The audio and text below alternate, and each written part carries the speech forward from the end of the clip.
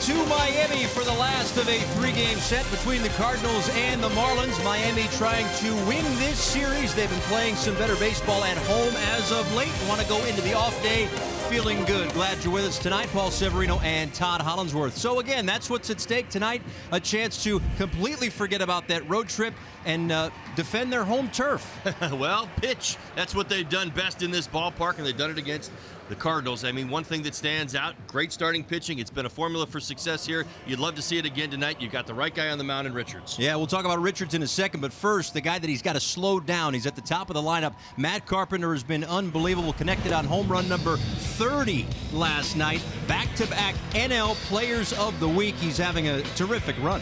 He is in the middle of a zone. That's it. You know, he looks for certain spots and when he gets them, he doesn't miss them. That's where he's at right now. Those 30 home runs, we talked about it a little bit last night. 25 to right field. So much of the action to the right side of the field.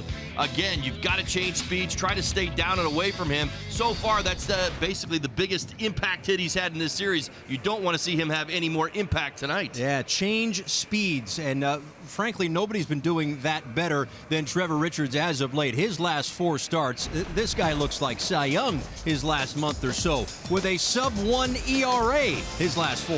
We love to talk about the changeup. He's throwing it about 36% of the time in those 4 starts. He's only given up 3 singles on the pitch. It's been the go-to. But here's the thing. It hasn't been more curveball pairing with his fastball. It's been outstanding fastball command. It's bailed him out a number of times as well. So key tonight, as it has been over the last 4, good fastball command, great changeup, and hopefully lots of great results. And on the other side of this pitching matchup, it is John Gant. He is coming off his shortest start of the season, that against the Pittsburgh Pirates. Yeah, Gant's struggling right now. Again, he's a fastball changeup guy as well. Does mix in a few more curveballs, but again, he's in a spot right now where he's kind of going back and forth between, pitching out of the bullpen and making some starts. I think this is a great opportunity. He, again, coming off a bad start, 6 earned runs last time out, for the Marlins to erupt, preferably early. He used to have a funky delivery that has since been outlawed, but he still has that Vulcan. We'll talk about that, and we'll talk about Trevor Richards' changeup and the power of change for the righty when we come back.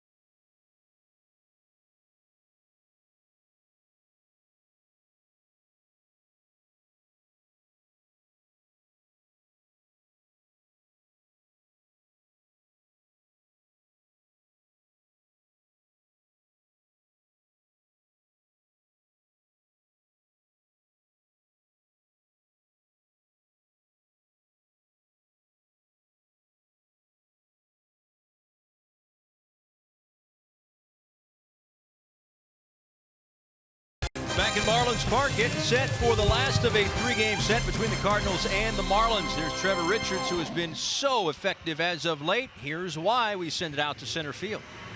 Thank you, Paul. We're going to look at this Trevor Richards matchup against the St. Louis Cardinals. He did face them earlier in the year, took a loss, didn't pitch poorly, went 5 innings, 7 hits, and 3 runs in that game, no walks. But the Cardinals are not one of these teams that could throw 3, 4, 5 lefties against you in a lineup. They only have 2. Does that work in St. Louis's advantage against Richards, who is hit better by right-handed hitters? Right, it does, because he doesn't have a breaking ball. Everything goes left to right, left to right. He doesn't have anything at right to left, and that's what he needs to work on. That's his third best pitch. But his changeup has been outstanding. Look at this grip. It's a circle change. I'm going to show you in a minute what it looks like. And you're up on top of the baseball, and the thing that makes this so nasty, and what you're supposed to do, is not supposed to differ from your fastball. You don't slow up your windup on a changeup to throw the ball slower. You just change your grip. Everything is supposed to look like a fastball, and that's what it's doing. He's not overpowering, 88 to 91 miles an hour. He hits his spots, but that changeup looks just like his windup is just like the fastball, and this is what it is. It's a circle change, and it comes off of these last 3 fingers. And you ever painted, the first thing, the easiest part is an example is, you ever painted a house? Obviously, you painted the wall, painted the house. Well, that's what it's supposed to come out like. Like this, you paint the house, you're painting a wall, and that ball goes down and it breaks away from a lefty and into the righties. His last 4 starts for Richards have been outstanding. That changeup has been filthy. But you only have 2 lefties in the lineup tonight for the Cardinals, so that curveball may play a bigger part tonight. The fastball may be inside. Lefties have been outstanding. Look for that changeup. They're going to try to take that away. Maybe those righties for the Cardinals will move up in the box as well to try to catch that ball before it breaks down and in. See, where they told me to paint, it's the Z formation on the wall. You don't want to do the Zorro. And then you want to paint a little down, little downward motion. You have a streaky house, I bet, with all that. A lot of lines, a lot of lines. Much more coming up here. Pinstripes. We'll see if he can paint the corners for the Marlins and lead the Marlins to a victory against the St. Louis Cardinals in the wrap-up of this series. Paul and Holly are getting all set for the call. We'll be ready for you. Fox Sports Florida next.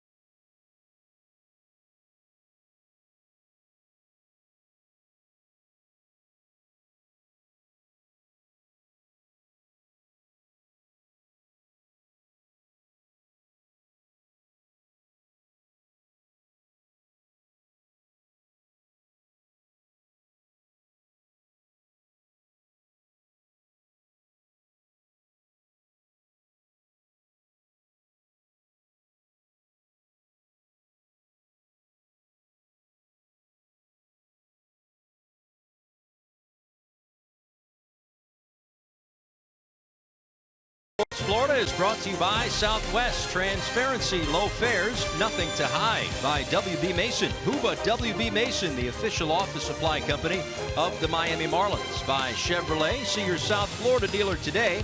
And by your local Toyota dealer. Toyota, let's go places. Back here inside Marlins Park, Trevor Richards on the mound. The Marlins have not lost a home series since they played the Diamondbacks and won 3 of 4 in late June. So they'll try to get the rubber match here against the Cardinals tonight. Their starting lineup, presented by Southwest, has Matt Carpenter at the top and Marcell Ozuna, who has had a good series in his return back to Miami. Ozuna hits in the number 4 spot. But first things first, Matt Carpenter trying to keep this guy under control. And as he goes, perhaps so go the Cardinals. So that's the test today for Trevor Richards, who is ahead 1 strike.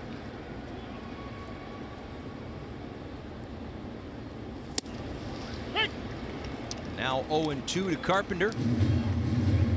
And for Richards, again, has had some ups and downs over the course of this season, but is riding one of the ups right now. My goodness. Last 4 starts, .76 ERA.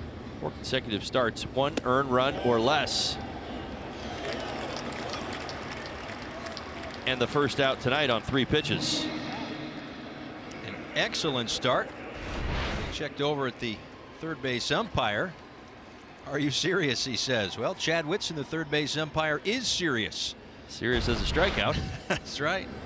Jim Reynolds is at second, John Tumpain, the umpire, at first, and the crew chief Mark Wegner is behind home plate, still trying to get an explanation as to whether or not that was a swing.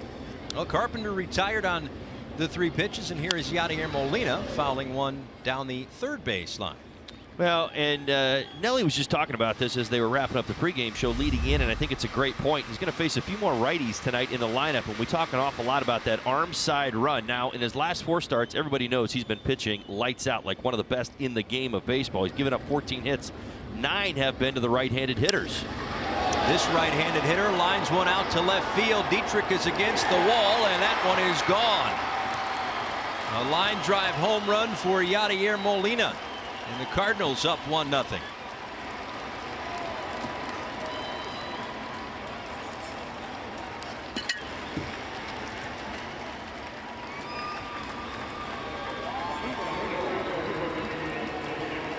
You knew Yadi Molina was going to show up at some point. Hitless in the series coming into tonight's ball game. In fact, over his last 11. Center cut. I told you about that arm side run. Sometimes that vulnerability Richards has to deal with.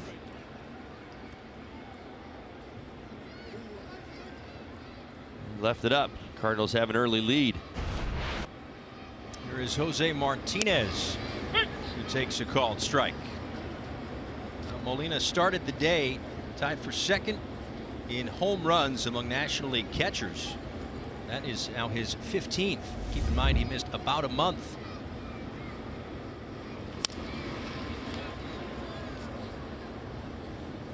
Molina was 0 for 11 before the home run. Martinez 0 for 7 in this series. Yeah, the Marlins have done a fantastic job, for the most part, containing the middle of the lineup. And again, that will be the challenge today for Richards. One thing that he couldn't even get to. We were only a handful of pitches into this ball game before Molina went deep. The fact that he had given up a home run in 5 consecutive starts. Let's get you the Cardinals defensively, or excuse me, the Marlins defensively for tonight's ball game. Dietrich in left, Sierra in center, Anderson over in right, Prado, Rojas, Castro in Bohr, Realmuto behind the plate, Trevor on the mound. Nothing in 2-2 Martinez. Realmuto sets up away, and Richards hits his spot. 2 strikeouts here in the first. Nice job getting to the glove right there. Blowing away. 2-seam fastball. We've talked about it an awful lot, that starting and stopping, again, the action you see between the fastball and the changeup. You'll see hitters guess. See that over his last couple of starts, a number of backwards Ks. Guys thinking changeup and getting fastball. Here is Marcell Ozuna. Swings over the top of that one, and it is 0-1. Ozuna is 5 for 8 in the series. 13 home runs, 59 RBIs this season. They've been able to keep it relatively quiet. All of his hits singles.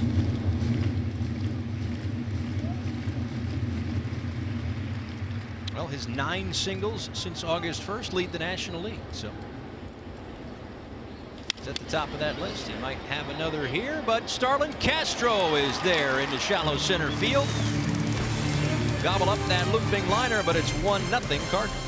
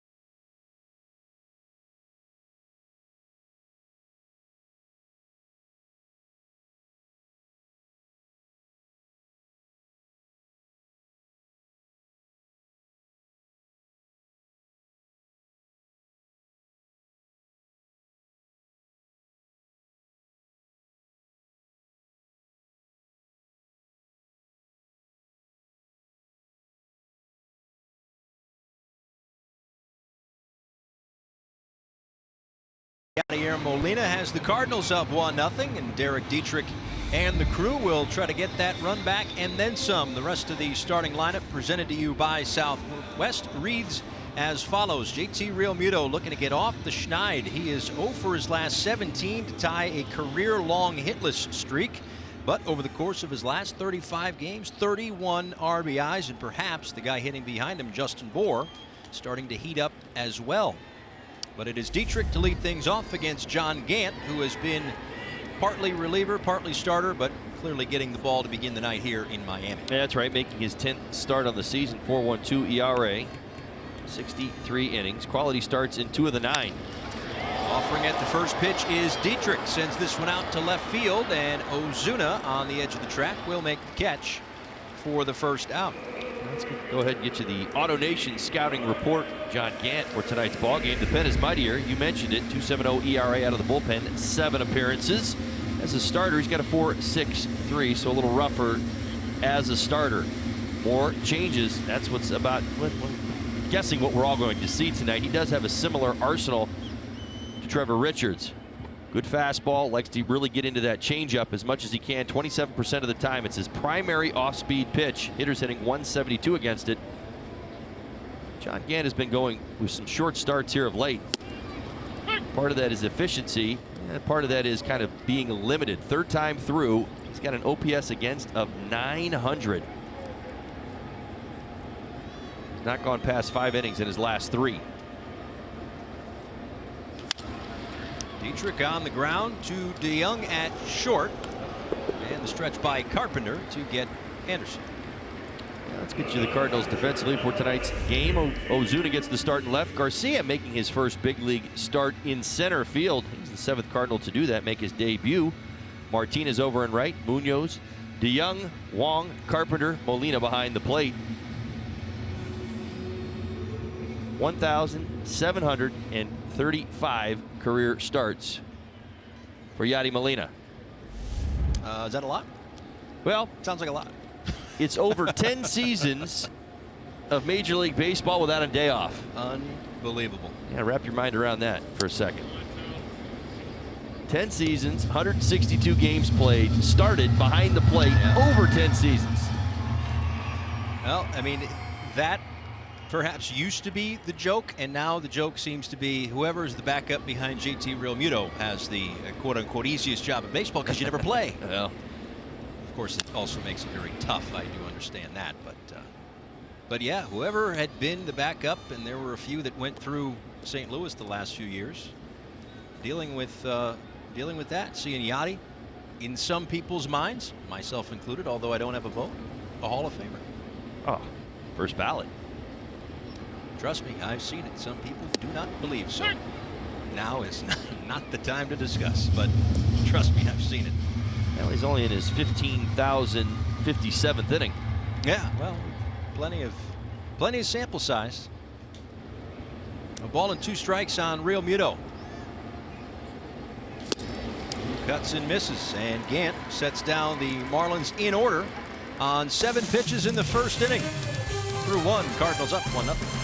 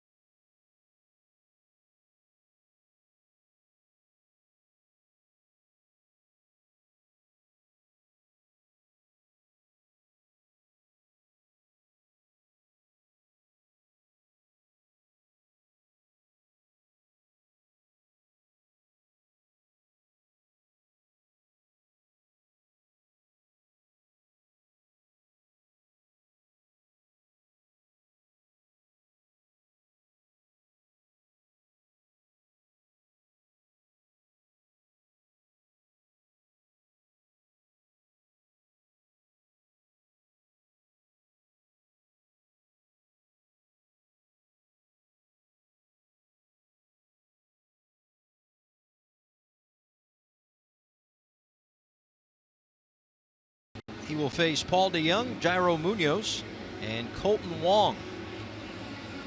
A solo home run from Yadier Molina has the Cardinals up 1-0. Cardinals have won 8 of 12 overall. They are 12-9 under their new skipper, Mike Schilt. DeYoung, 10th home run yesterday, also had a double. 2-run shot in the 7th. Kind of turned things for the Cardinals. They've kind of maintained momentum. Even feel like they have it here in the early going. That one foul back and out of play. A ball and a strike. Yeah, 2-run home run, line drive homer down the left field line to even the score, and then Carpenter's solo home run gave the Cardinals the lead. They would ultimately win the game. And setting up this rubber match here tonight.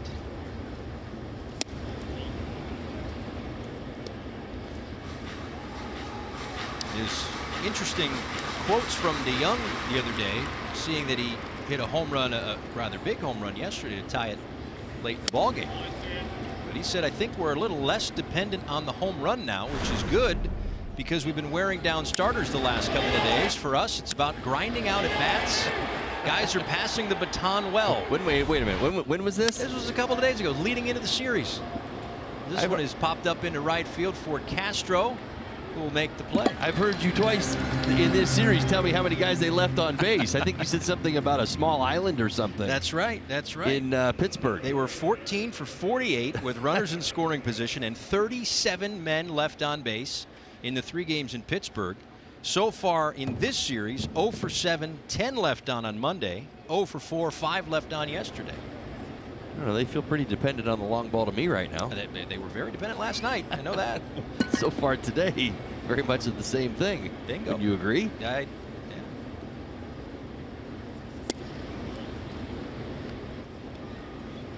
was Jairo Munoz.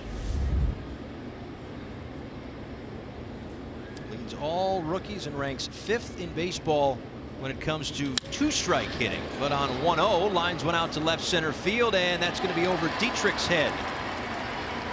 play it off the wall as Munoz is into second base with a 1-out double.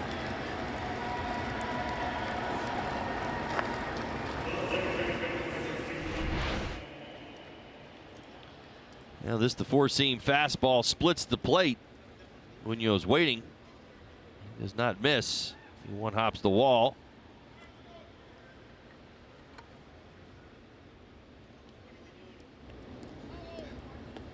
The Cardinals in business with a runner in scoring position and 1 out here in the second.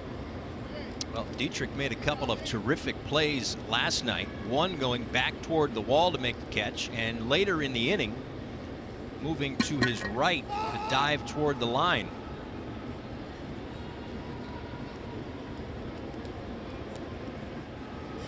That one able to get over his head for a 1-out double here as Colton Wong steps in. Wong is 1 for 5 in this series and takes the ball outside. Been very productive on the road lately. 385 average in his last 16 games away from Busch Stadium.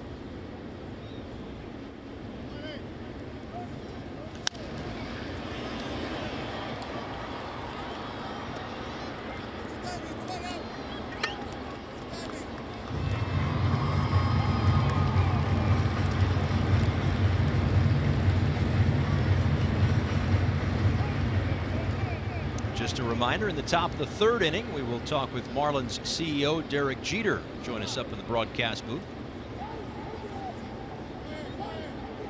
Runner goes as Richard steps off. In a rundown is Munoz, and he is tagged out by Rojas.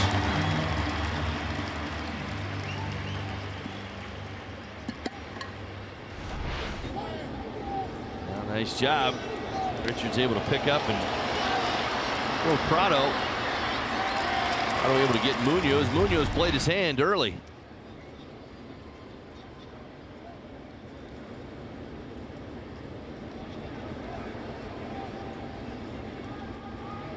A big second out here in the second.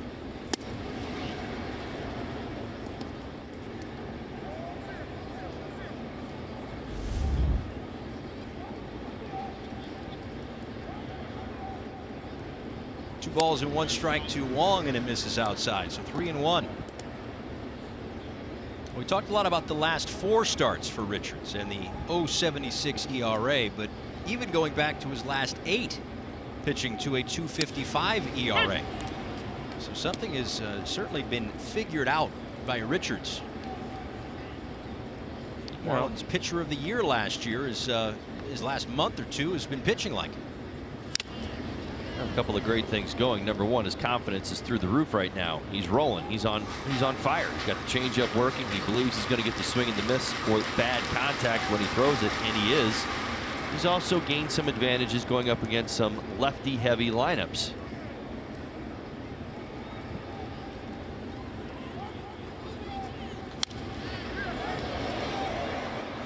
Ball off Wong's bat will reach the seats, and it's still 3-2. If you're a left-handed hitter going up against Trevor, you have absolutely got to commit to middle away in your mind and in your your body. You can't get away from it. That changeup's got so much depth towards home and so much movement away that if you pull off, you might as well just hand your bat in. You're not going to do anything against it. Wong draws the 2-out walk. That's the first walk issued for Richards tonight. Jump into a summer of savings with the Marlins Flex 4-pack. Now you can customize a plan to save on individual game pricing and lock in priority access to giveaways starting at just $20. You can get the Flex 4-pack by visiting marlins.com/flex4 today. Here is Adolis Garcia takes a called strike. His major league debut. As Holly mentioned before, the 7th Cardinal this year to make his major league debut this season. 25-year-old Cuban-born Garcia, who was signed by the Cardinals in February of 2017, cuts and misses 0-2.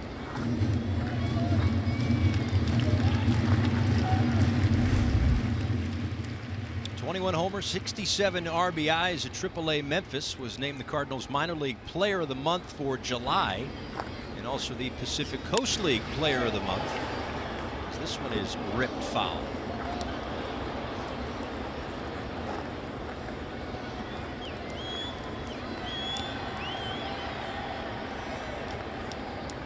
So he patrols center field tonight. We've seen Harrison Bader out there the first 2 nights. Bader with a couple of terrific defensive plays throughout this series, but the Cardinals will get their first major league look at Garcia, who takes a ball at the bottom of the zone. 1-2. One more look. That's a pretty good pitch. Pretty sure Garcia gave up on that, thinking that the only thing he'd see down there was a changeup.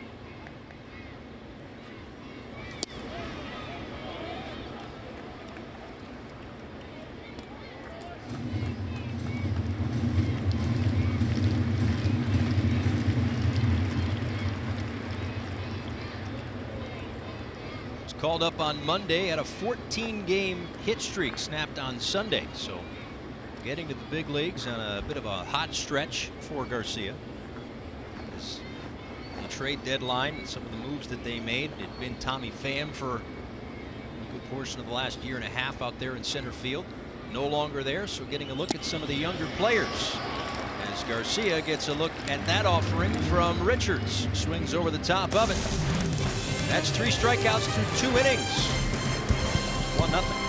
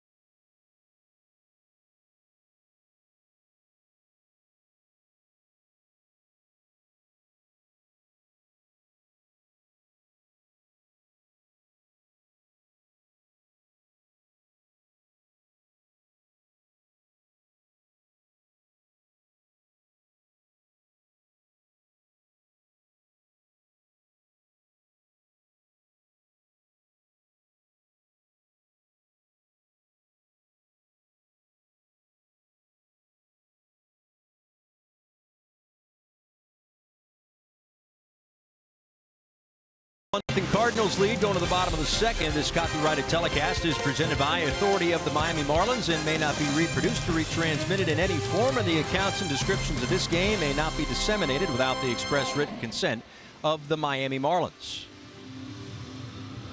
Back here in South Florida, coming up in the top of the 3rd inning.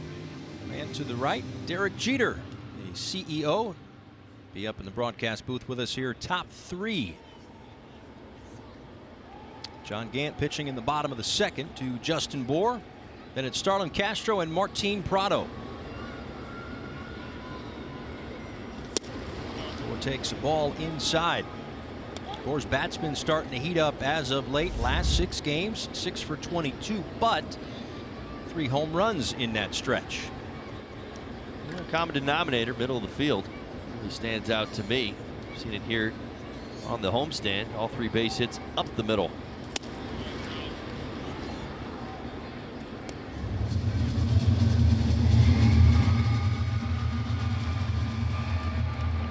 Got a hit in his last 4 games. Hasn't had a 5-game hit streak since a season-long 6-game run, which came in mid-April.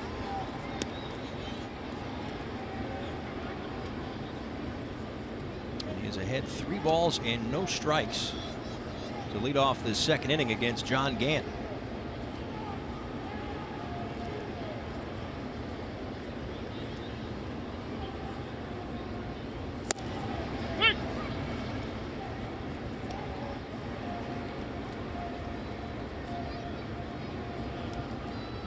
What makes a hitter want or take the green light on 3-0? Why is it yes sometimes and sometimes others?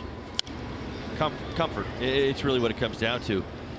Some guys, you know, if you swing in a count a lot of times, and I used to do this all the time, you know, not swing 3-0, take 3-0 because I was uncomfortable doing it. Now, if you're in a count 3-0 and you don't get the result, everybody thinks it's the ultimate count. You're getting a fastball right down the middle. Nice take by JB with the leadoff walk here in the second. Now, the point is this: the 3-0 count, if you don't get the result, are you going to be okay your next at bat? See, like, I wasn't that guy. Right. I think you probably know that about me. A little intense every now and again, right? You know. Well, you know what I'm talking about. Well, some guys can't deal with that, and it would bother me if you didn't have your best swing on the best pitch and get the said result. Right. You know, it would set you back, and you'd be mad at yourself, and sometimes maybe it would carry on too long. If you can approach it and say one pitch, one spot, no matter what happens here, I'm going to put a good swing on it, and maybe, you know, you might hit a deep fly ball to center and still be out, but be okay with it. Swing 3-0, but you got to accept that. Everybody thinks, most hitters think it's the perfect count, right? So you're supposed to get the perfect result. There's nothing worse than turning back to the dugout after a swing on 3-0. This on the first pitch. Castro grounds into the 6-4 fielder's choice. And he'll replace Bohr over there at first, one away. Now, this ball not hit hard, slow developing. Young to Wong. This throw offline. You see Carpenter coming off the first base bag as Castro beats it. Keeps this inning moving with a runner on.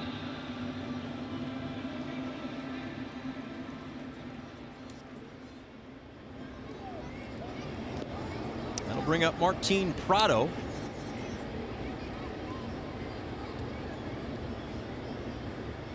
Came in as a pinch hitter last night, went 0 for 1. He is 0 for 4 in this series.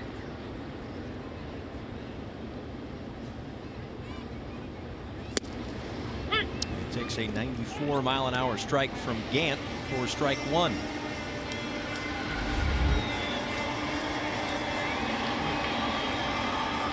Prado hitting .229 on the season, but .267 since coming off the disabled list. Been about a month, 24 games. Perhaps even more than a month, just because he hasn't been playing every single day. But he hits this one through the right side, a base hit. Castro thinking about third. The throw from Martinez is cut off, and the Marlins have runners on the corners with one out.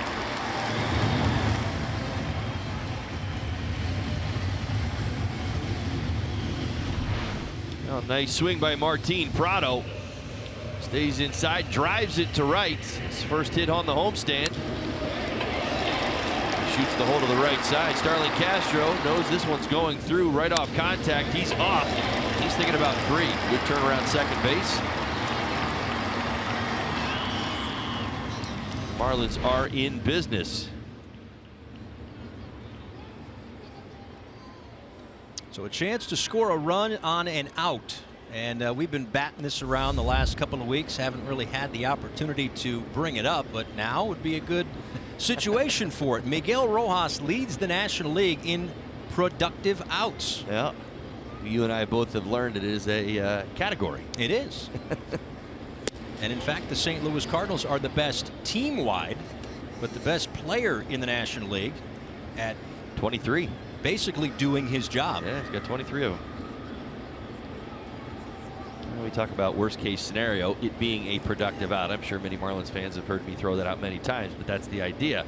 Now listen, you get in the box every time you're looking to get a base hit, you're trying to execute the game plan in your mind, but at the same time you say, okay, well, if this doesn't happen, what happens in its place? It needs to be a productive out.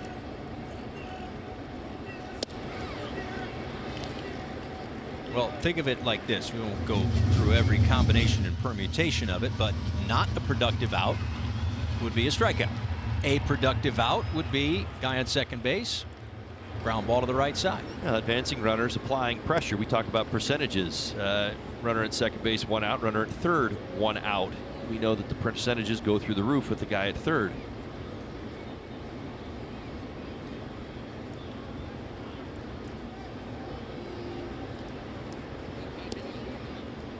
take a look at StatCast AI powered by AWS. You may not get more straight up than that. No. That's fantastic. Yeah. Well, and it also explains in a lot of ways productive outs. We talk about it all the time. You've got to be able to move the ball around, handle the bat. We talk about bat to ball skills. Rojas has got them. I would label him we were talking about Pepper. What was it? A few games ago. He to me would be the master Pepper player. Right. Absolutely. Bat control.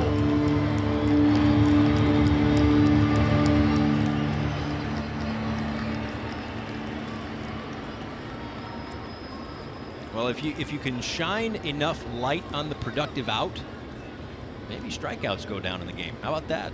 Wouldn't that be something? 3 balls and no strikes to Rojas, who grounds one foul. Get another reminder that the Marlins CEO Derek Jeter will join us in the top of the 3rd inning.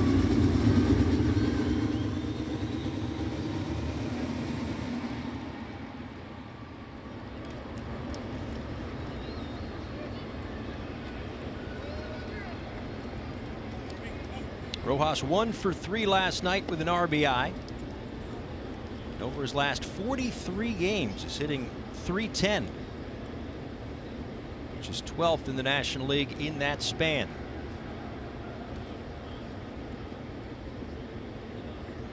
Here comes a 3-1 pitch. Line over the head of Paul DeYoung and into left center field. It's an RBI for Miggy, and the Marlins have tied the game. Well, that wasn't a productive out, now was it? No, just a productive hit. We like those better anyway. Nice job by Rojas. Great at bat. Runners on the corners. Take full advantage of, yeah, I'll say it, the extra out the Cardinals gave him. This breaking ball stayed up. Rojas right back through the middle. Well done. Continue to apply the pressure. I couldn't help but think back. Remember, Bohr walked. Castro hit a tailor-made double play that didn't get turned. You ask me. Castro ends up on first base. Prado singles. We talk an awful lot about what the St. Louis Cardinals are hoping to become. The Marlins took full advantage of an extra opportunity here this inning. So first and second, one out for Magneuris Sierra, who swings and misses. I mentioned the numbers for Rojas a moment ago and how he's been going since June 15th. That's his 18th RBI since then as well. And again, Rojas has moved into I guess you could say a part-time role. Give Riddle a break depending on the matchups. Give Prado a break. Play some first base. True utility man for the Marlins, who has tied it up here in the second. Sierra lines it to Carpenter and back to second base. Is Prado there 2 away. Hey, Marlins fans, now you can stream games live on your mobile device with Fox Sports Go, presented by Coors Light. Download the app, take Fox Sports Florida and Marlins baseball wherever you go. I think the Cardinals are thinking about maybe taking a peek at the play at second, and they have thought better of that. So on we go.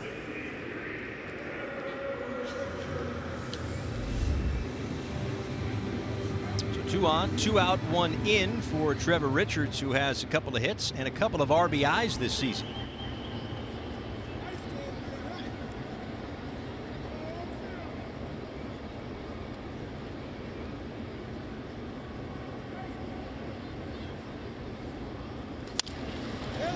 Grounds one to Carpenter, who will take it himself. Marlins even things up. We'll talk with the CEO, Derek Jeter, on the other side of the break.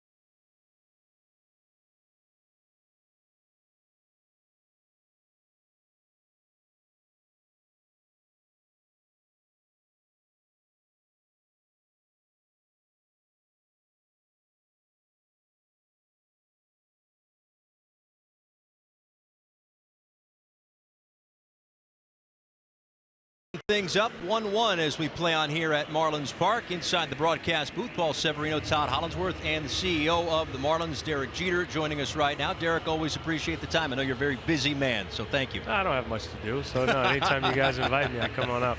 Excellent. I know you're being facetious because they are very long days. How has it been going these first few months for you as an owner? It's been going, right? I mean, we've been taking some strides in the right direction. You know, I said this, I think I said this to you guys before. I've been preaching patience, patience, patience. I'm finding out I don't have much patience. You know, you want things to be exactly how you want them as soon as possible. But look, we're making strides in the right direction, or taking strides in the right direction. And, you know, this organization is on the right path. How do you think about the deadline? You know, a lot of talk coming into it. Not only your perspective of what happened here for, say, the Marlins, but your deadline kind of looking at what everybody else was doing. Yeah, I mean, trade deadlines are always interesting. Right. You know as well as anyone from a player's point of view. You hear the rumors. You try not to pay attention to them. You don't know who's going to be here, who's going to be gone. But for us, you know, our approach is, look, we want to acquire as many premier athletes that we can in our organization. But we're not just giving players away. Right. You know, we're looking to the future. We're building this team the right way. And, you know, we're always open to listen to better ways to improve this organization, but we don't just give guys away. Right. You know, one thing you mentioned right there was build things the right way. Marlins are taking on a Cardinals team that kind of has that Cardinals way. I know that it hasn't been necessarily branded a Marlins way just yet, but as Gant grounds one to short, what is in your mind, in the front office's mind, what is the Marlins / right way? There's a way to play the game. You play the game as like a professional. You know, one thing that I always prided myself in while I was a player was you play every single game like it's do or die. You know, people would talk about playing in the postseason and what do you do and how do you handle yourselves in a Game 5 or a Game 7. I said, well, if you have that approach every single day and your number one priority is to win, then you don't have to change your approach. We want people that understand how to play the game, that are willing to sacrifice personal statistics in order for you know, the betterment of the team. And you know, we have a lot of guys we're excited about that are here. We have guys we're excited about that are coming up through the minor league system.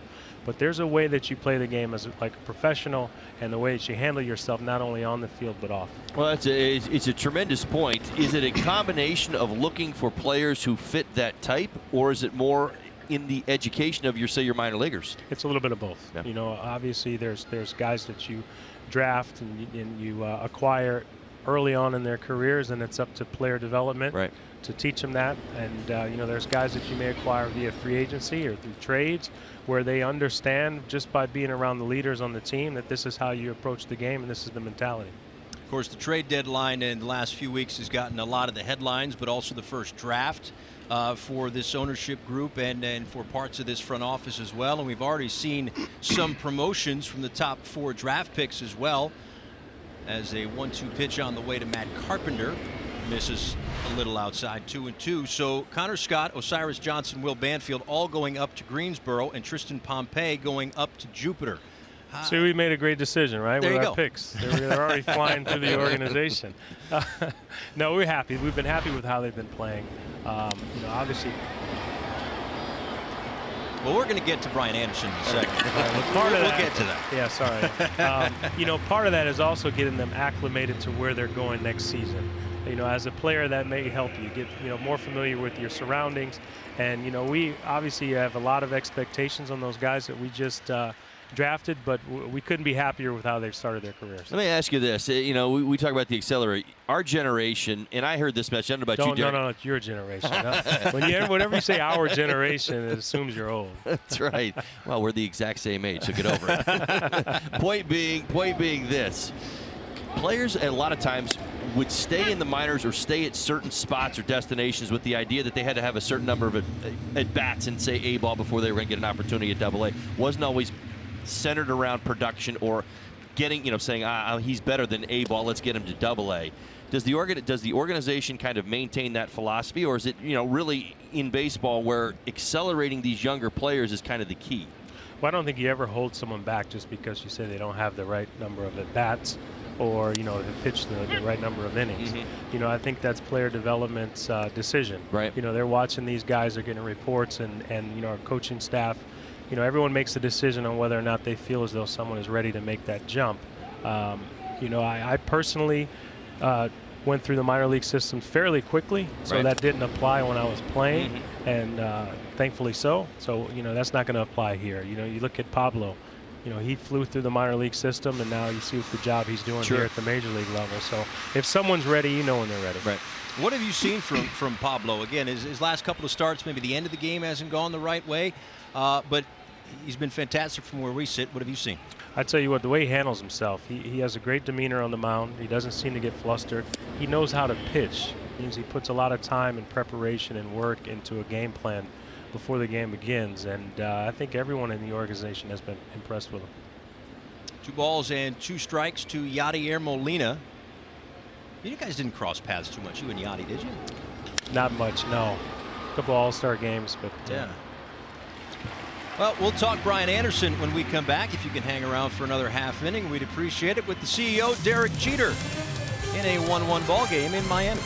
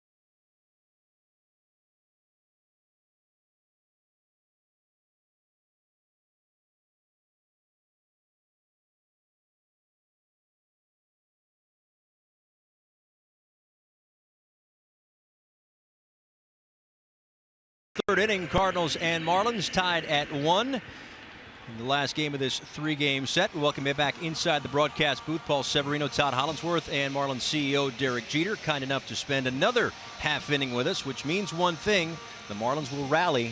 Last time you were here, they put together a rally, so I hope you're comfortable. Yeah, well, I mean, every time I come up here, you guys say I'm coming up for a half an inning. And you leave me up here for quite some time. Well, so as long as we get the headphone on, you're right. We don't let you out from underneath the headphone. I said you weren't busy. Come on. Derek Dietrich to lead things off. Derek Jeter with us. The guy who's on deck, just because he had a couple of plays in right field, I want to get to Brian Anderson. Of course, I'm sitting up here with a couple of Rookies of the Year. Anderson has certainly put himself in that discussion. He should be at the top of the list. Agreed. We've been talking about it a lot. Acuna and Soto are getting a lot of play nationally. We've done all we can do here. I mean, we see this guy every night because he's playing every night. He's got more games than anybody else. He's putting up terrific numbers. What do you see? Well, I mean, you said it. I mean, what he has done from day one here with this organization. Obviously, I'm a little biased because I'm watching every day, but you see what value he brings to this team here in Miami, and he seems to get better. He gets better when runners are on base. Right. People fail to remember sometimes that he's not a right fielder. Right. But he's gone out there and he's done a great job in right field. He's athletic.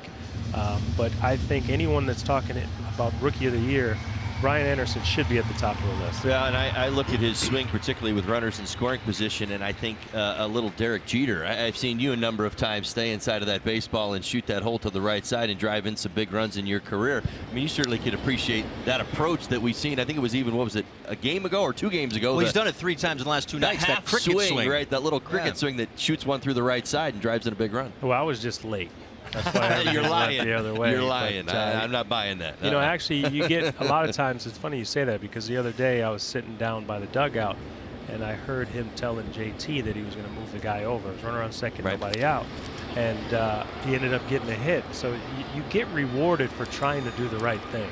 And he was trying to do the right thing, sacrifice himself, and you know, he was lucky he got a hit. Right. Well, we're going to watch him hit right now with 1 out in the bottom of the 3rd inning. Again, has put together a terrific first 4+ months, although did ground out in his first at-bat. It's fun to watch Anderson here at the yard every night, but for those folks that are coming to the ballpark every night, what can they expect? What sorts of things have changed around here? Most notably, the DeMelo booth, I believe, has some new things, right? It is, yes. We have a new series of questions. It's been interesting. So everyone that's spending and taking the time to speak in the DeMelo booths, we hear you. We are actually looking, some of them are pretty amusing. They are pretty amusing, so maybe we should play it back on the scoreboard for them. But we hear what everyone is saying, and where we can make some changes and some adjustments, we will do so. But right from when I told you guys when we got here, I can't tell the fan base we're going to improve their experience unless we actually hear what their experience has been. So it's been a learning experience. It's been a transitional year for us as an organization, and we will make some changes moving into next season. Well, and I think that most fans, and I know you certainly get this, that this time of year, the dog days of August, as we call them, September coming up, this schedule kind of sort of starting to wind down. What are you hoping to see from the players on the field for these remaining 6 to 8 weeks? Well, you want to see how they're playing. Like you said, it gets difficult, especially when you're a young player and you're not used to playing a 162-game schedule. So, for some of the guys, it's an opportunity to show what they can do. Whether they're here now or may come up in September, and also it's getting used to playing that long season. So we're always watching. One great thing about being a former player is, look, I understand people are going to struggle. Right. When you struggle, you go 0 for 20, or you make an error, or you give up a few runs, that doesn't bother me. What bothers me is I pay attention to the little things. Right. And that's the difference between winning games and losing games. And I've said it before, teams have to learn how to win. And you go through the course of a season, I know you probably heard people say it, every team wins 50 games, they lose 50 games, and what do you do with the other 62? So the difference between being a great team and a marginal team is really not that big. So it's finding ways to win those games, and that comes down to the little things. And I know that you'd be the first to say it. We're not in love with where the Marlins are in the standings right now, but I ran by a quote the other day: sports and adversity, they don't build character, they reveal it. So you're hoping, as everybody with this franchise right now is hoping, through these rough times, through these last couple of months, that we can maybe find the pieces that will be here in the future. No question, and I may kick myself for saying this, but I like to see guys struggle. I want to see how you're going to respond to it, because I don't care how great you are as a player, at some point you're going to scuffle a little bit, so it's how you respond to that. Don't get mad at me, Mr. Jeter. I'm doing what you told me. I'm hitting 220. Yeah, exactly right.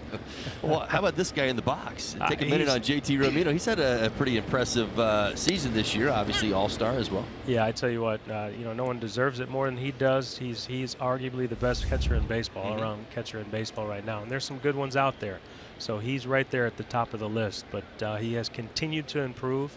Not only offensively but defensively, which I think gets unnoticed sometimes. Right. But we're happy that he's on our team, and hopefully he's a big part of this future. Well, and that's the other thing too. Again, being a catcher, we talk about this a lot. His offense has been terrific.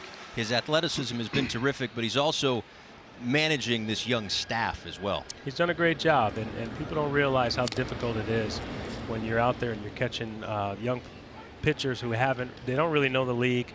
It takes a while. I mean, there's an adjustment period, and he's done a great job being the leader on the field. Of course, this year We had the hashtag just getting started, but there's also some rebranding going on right now with We Are Miami. I've seen some of these videos on social media in the ballpark. They pump you up, man. Yeah, I mean, I tell you what, we are South Florida's team. We want South Florida and the surrounding communities to be proud of what we're building here in Miami.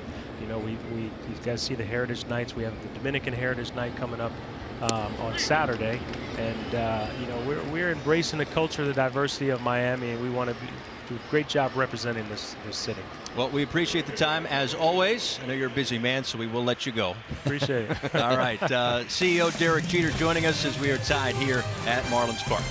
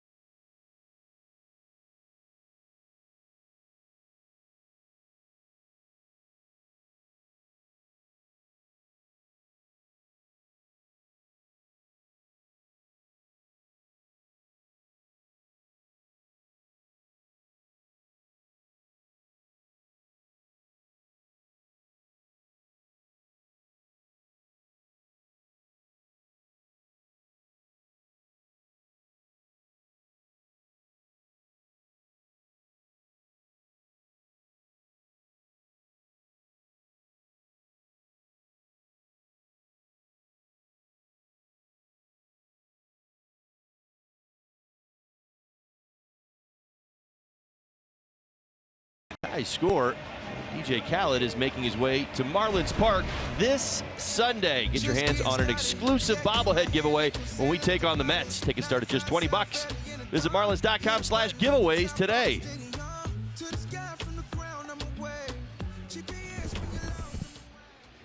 Once again, our thanks to Marlins CEO Derek Jeter for spending some time with us. A lot of ground to cover around this ball club as Jose Martinez swings and misses. 0-1. Martinez went down looking in the first inning. One of 3 strikeouts for Trevor Richards. A 1-1 game in the top of the 4th. A solo home run for Yadier Molina in the top of the 1st for St. Louis, and an RBI single for Miguel Rojas in the bottom of the 2nd for Miami. And a strike on the inside corner. 0-2. After Martinez, it is Marcell Ozuna and Paul DeJong.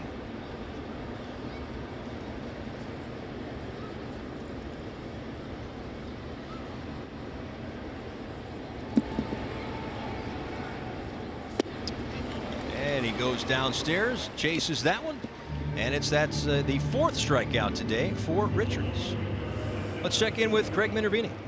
Thank you, Paul. Here comes Marcell Ozuna up to the plate here for the Cardinals. Now you notice, and we saw this last year, that Ozuna wears the neon sleeve. Cardinal fans are wondering why that's not part of the color scheme.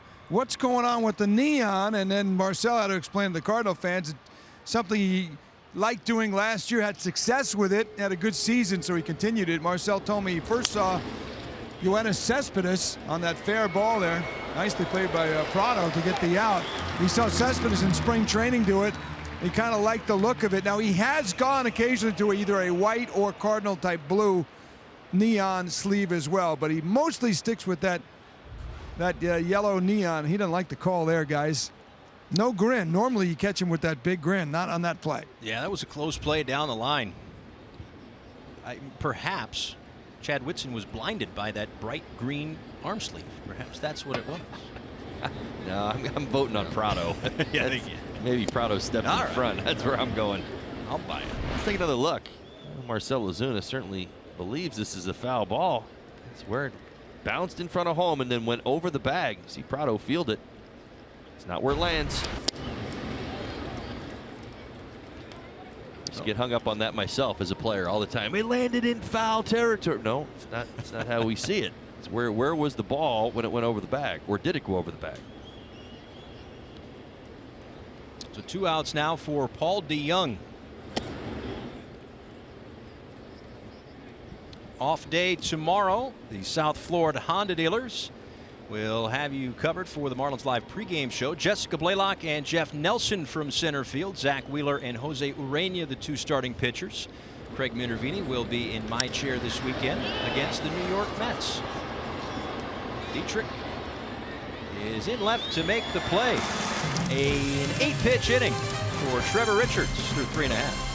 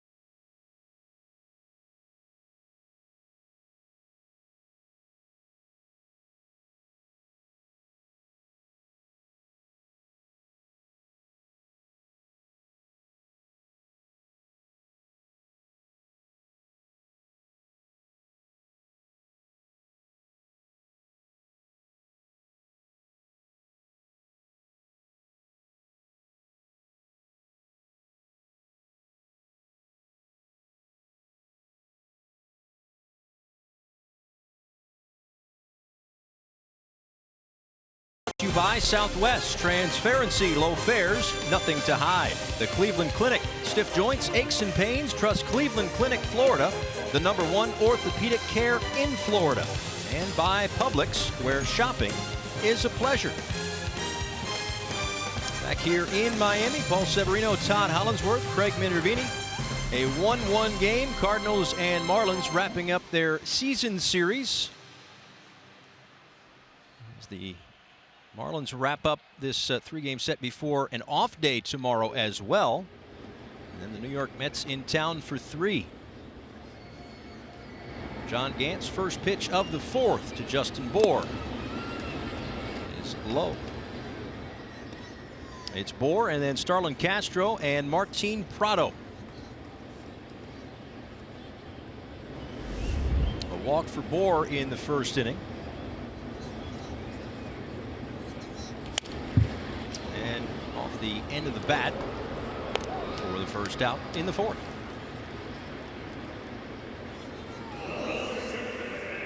It's easy to beat the heat when you become an energy saving expert. Go to fpl.com/beattheheat.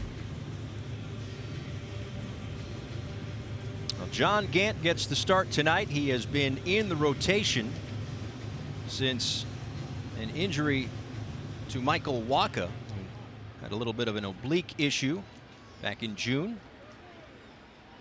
His last time out was against the Pittsburgh Pirates, was up against Chris Archer in Archer's debut in Pittsburgh.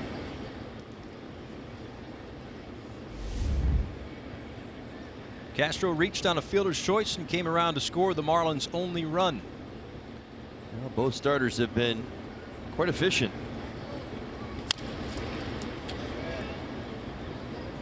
See Gant sitting in that low 40s range here in the 4th. At times throughout this season, walks have been an issue. I feel like we've said that a few times this series. The pitchers have been efficient. Yeah. It's been nice. Well, they've been moving right along. There's been a lot of early contact. Yeah.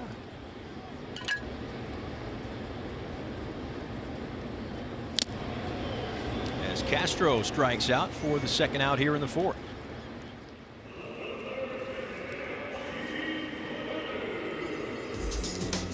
T-Mobile presents Hats Off for Heroes. Charlie Morton of the Houston Astros is a supporter of the Wounded Warriors Project. And he hosts veterans and families at various games. One of the many major leaguers who certainly give back to those who protect us.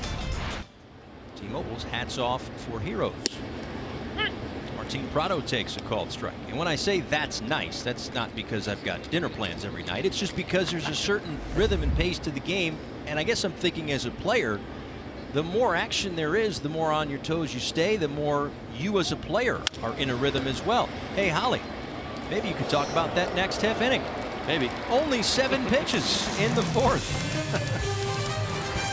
1-1.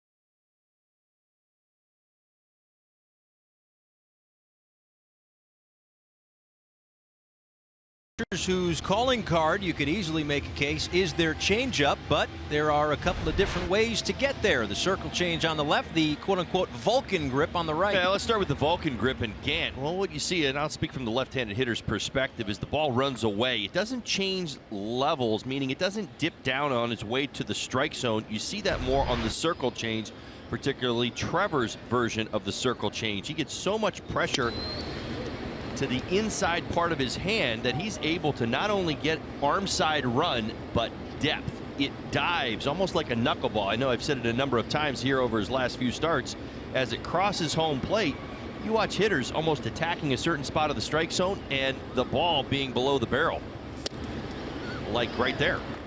Great example of it. Now there's the difference.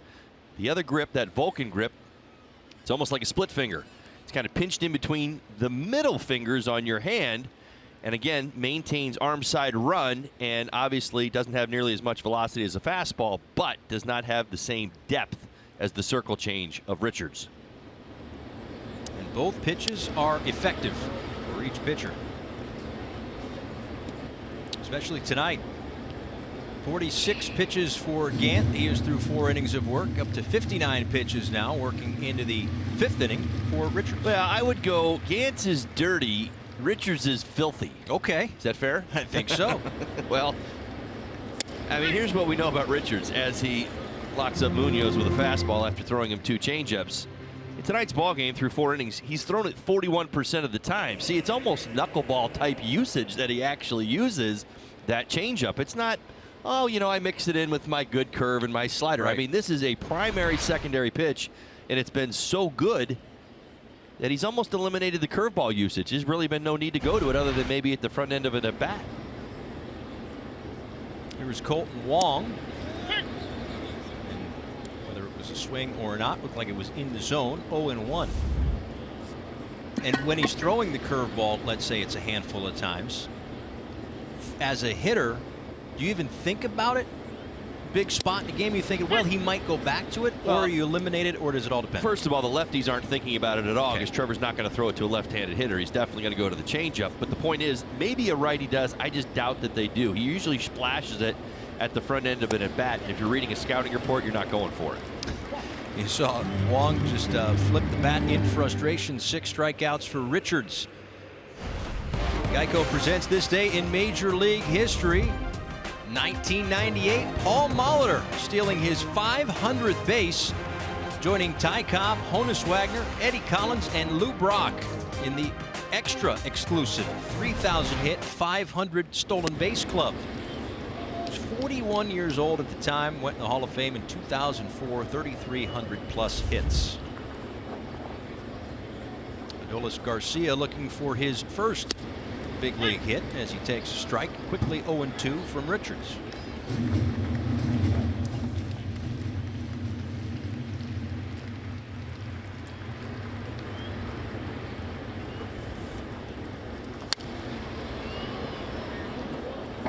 It is amazing watching Trevor pitch. We'll talk about it. 90-91. It's been impressive in that, you know, through his last 4 starts, you know, that second and third time through the lineup, he's gotten harder to hit.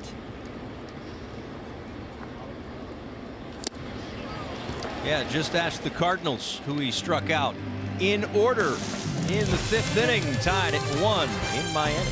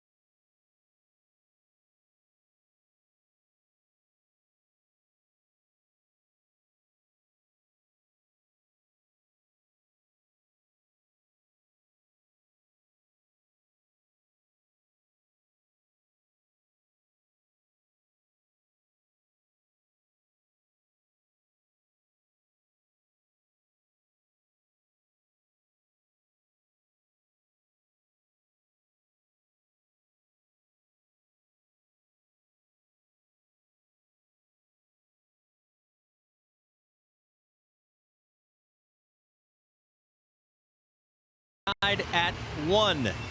Time for the Chevrolet Minor League Prospect Spotlight. Congratulations to Players of the Week in New Orleans.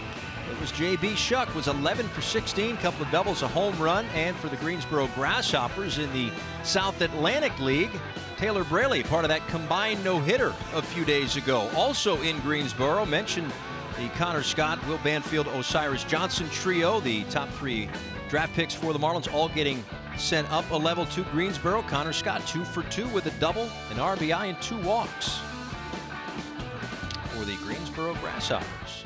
We play on to the bottom of the 5th inning, and it's Miguel Rojas, Magneuris Sierra, and Trevor Richards against John Gant, who has followed the trend of St. Louis Cardinals starters.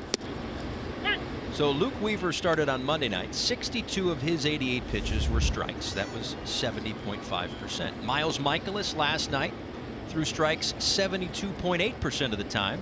And Gant, coming into this inning, almost 74% of the time he has thrown a strike, as this one is looped and into the glove of Carpenter for the first out. So pound the strike zone is apparently all they talked about in the pitchers meetings this week. Well, not only pound the strike zone, but get some early swings from Marlins hitters and get a bunch of ground ball outs. You know, Weaver tied a career high with 10 ground outs. Michaelis last night set a career high, 15 ground outs. Well, what did the Marlins do? They hit the ball on the ground more than anybody in baseball.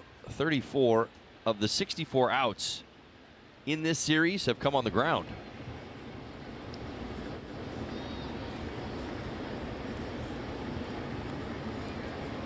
Here is Sierra. Cardinals play in at the corner. Jairo Munoz in on the grass against Sierra. Lined out to Carpenter at first base back in the second. Down 0-2.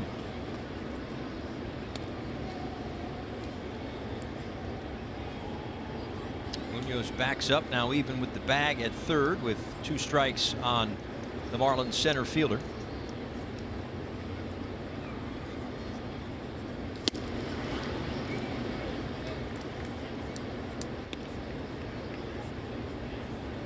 John Gant to 51 pitches now. 13 of 17 hitters he's faced have seen a first pitch strike. He goes into the delivery, and his 1-2 pitch is grounded to Munoz, who gets it on the short hop for the second out. Well, the delivery you see from Gant looks a lot different than what he used to do. It's time for T-Mobile, built for baseball. Back in 2016 with the Atlanta Braves, kind of looked like a VCR going in rewind for a second. That move has since been outlawed, by the way. A lot of moving parts, Ollie. Well, initially, you see with the Atlanta Braves, there was 2 leg lifts, and I think that's what would throw people off. It wasn't starting your delivery and stopping your delivery. It was the idea that he was starting his delivery, stopping his delivery, starting his delivery, and then stopping again. So I certainly agree that Major League Baseball needed to clean that up a little bit. So the argument that the Braves made, or anybody in Gant's camp made, was that he was always moving, so it was always technically the same motion.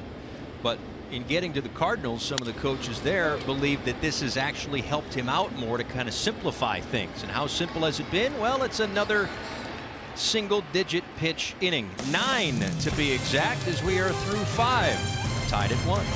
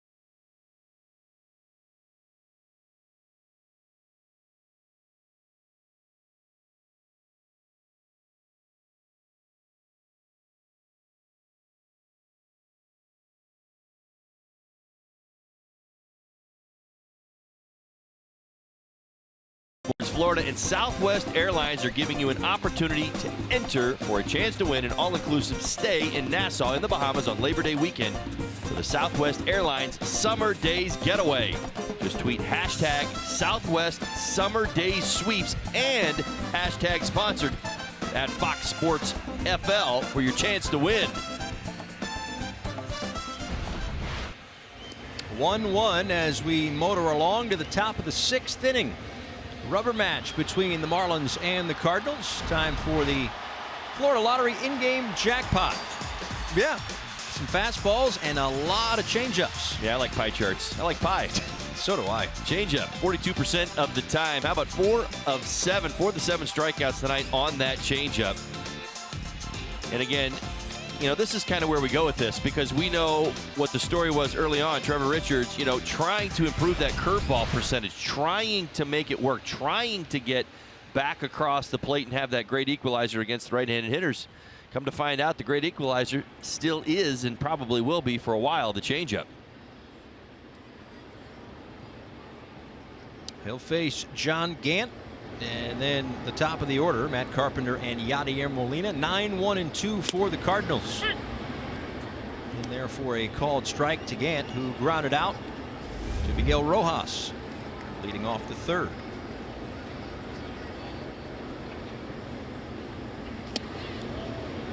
Moves him off the plate, a ball and a strike.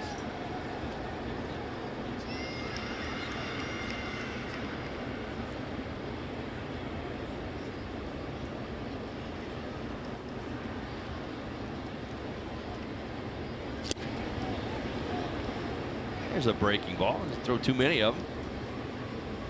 They went at 79 miles an hour.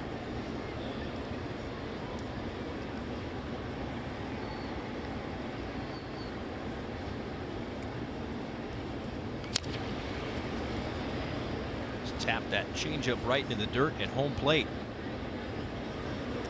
Well, I told you, you know, over the last 4 or 5 starts, I've been as amused with the swings and the reactions to the swing against the changeup as just about anything as this game goes on. You see the determination in the hitters' minds kind of playing out in their body language, and then the frustration that comes right along with it. We saw it pretty much in the 5th as all 3 hitters struck out. He has 7 through 5 innings. His career high was against the Dodgers. He struck out 10 in late April.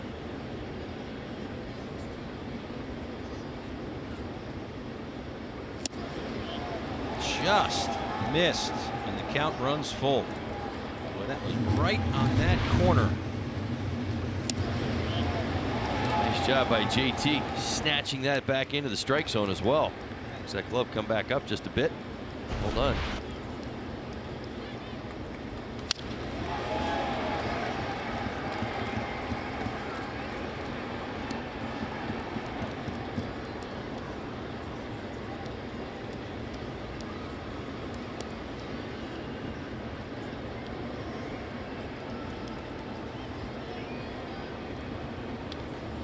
Consecutive batters retired by Richards, whose 75th pitch is in the air to right field. Back a step and now in is Anderson. And there is 1 out. That will bring up Matt Carpenter, the leadoff man for the St. Louis Cardinals. Toyota presents this inside look, the Dinger Diary. Dear Diary, I'm going to hit 30 home runs, which is a career high, but nobody's going to be on base for any of them. I'm going to pull them all. My favorite inning will be the 1st. I'll tie games, and I'll give Cardinals leads. The end. Well, it's the Dinger Diary right now. Yes, I certainly understand it. I mean, he's been definitely hitting the home runs out of the top spot. I made this point last night, certainly worth mentioning again. Let's see what it was here. We know he's been on base 26 consecutive games, but how about this? 23 runs scored, 24 RBIs. I mean, that's production from the top spot, no matter how you look at it, whether we're talking batting average, on-base percentage. The last 26 games he started, he's scoring, and he's driving somebody in out of the top spot. Yeah, you're absolutely right. Ahead 2-0 here. Takes low and in, 3 balls and no strikes. You know, it's interesting. You brought up a great point last night. You know, it wasn't kind of wedged into the Cardinal way conversation. It was trying to identify, like, Carpenter's success. Could you move him into a different spot in the lineup and think, okay, maybe all these home runs turn into 2- and 3-run dingers if he's hitting 3rd or 4th, right? Right. It's a great question. Knowing Carpenter and the St. Louis Cardinals, he has responded to this spot in the lineup. I think that's actually more of the storyline. He has moved around the lineup a little bit, and the numbers have been solid at times, but this level of production has come out of the top spot where he's been at times before. Now he gets on base regularly. He's just not the fastest guy they want. Dear Diary. 2-1. Where did it go? Right field.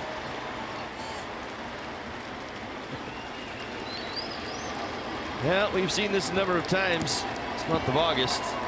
We've seen it 5 times in his last 6 games. He was looking for that changeup. He got that changeup. He didn't miss that changeup. Take another look.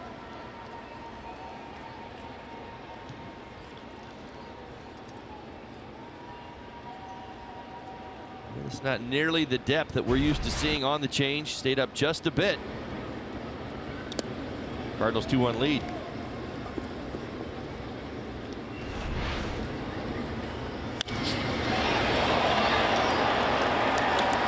And with that, he extends the longest active on-base streak in Major League Baseball up to 27 games. Most importantly for the Cardinals, gives them a 2-1 lead here in the 6th. Yeah, that's the longest active streak in the majors. 401 feet, 105 miles an hour was the exit velocity.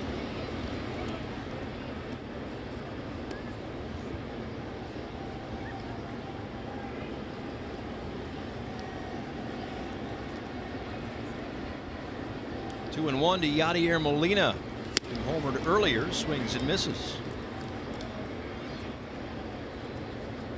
He's got a slugging percentage over his last 26 games over 900. Is that right?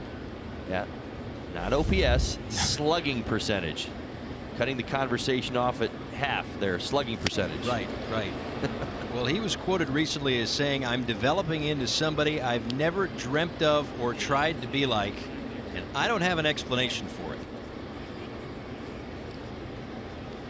And the home run that he hit a moment ago had a much different trajectory than the home run that he hit last night, which just about scraped the ceiling as Rojas makes the play on the soft liner off of Molina's bat. But either way, Carpenter has been lifting the ball to right field and hitting it with immense power. And listen, you'll take the solo home runs if you're the Cardinals in a situation like this. Yeah, you take the runs. That's it. And they're pretty good at one-run ball games this year, and they do play a lot of them. He's providing a lot of this, a lot of the run support. Point being, Carpenter right now, the best way I would describe it as a former hitter, tunnel vision. And he is locked in on that strike zone, one pitch, one spot, and when he gets it, he's not missing it, and it's a grooved swing that lifts and separates to right field. I mean, that's why you see the numbers. We talk about the solo homers. We talk about, you know, how his swing operates and what he's looking to do when he swings the bat every time.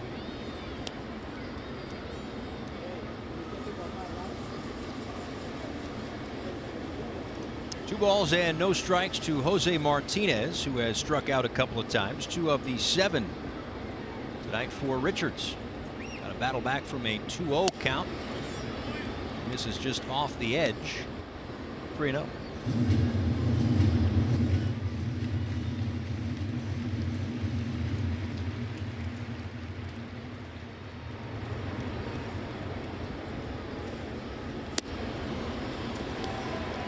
Just his second walk of the night.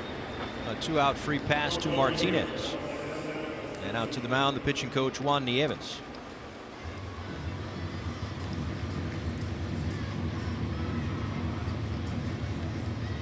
It's easy to beat the heat. When you become an energy-saving expert, go to FPL.com/beattheheat.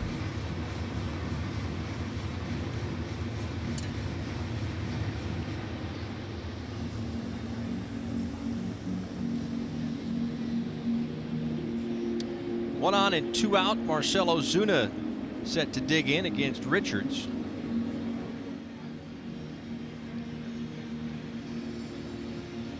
I think I need a little rant here for a second. I'll try to make it quick, but like, it's games like this and hopefully the Marlins come back and do some damage in the later innings here. But it's a situation like this, or Pablo Lopez last couple of times out, where to me the win still means something. Like, you can pitch great. Lopez has twice in a row. Richards has pitched great tonight. And again, lots of time for the Marlins to get back in it. But let's just say the score holds. You got 3 guys who've pitched terrific and walk away with either a no decision or a team loss or what have you. That's why the win still means something. That's just me. Okay. Just had to get that off my chest.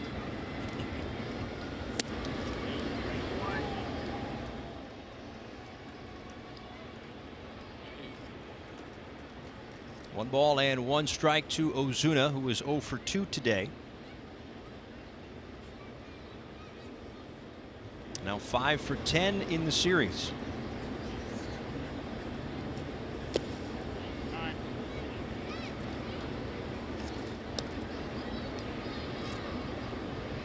And just the 2 walks, including Martinez, who's over at first base.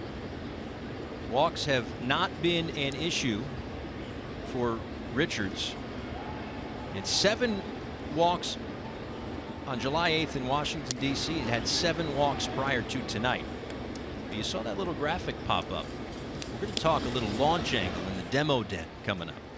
Well, it's interesting, you know, even talking about Marcell Ozuna, which we've seen the hot Marcell Ozuna. He's got 5 hits in this series, but he has not had a whole lot of launch angle, has he? In fact, he's been missing a lot of that launch angle from last year. He's not missing the exit velocity, but he's just not getting the lift that the Marlins saw from Marcell Ozuna last year. The Cardinals are saying, wait a minute, we need to sit you next to Carpenter on the plane. Right.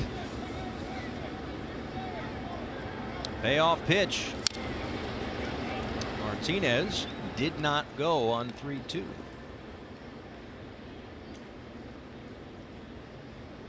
First base coach Oliver Marmol over there saying, hey, 3-2, 2 outs. Got to roll, big guy.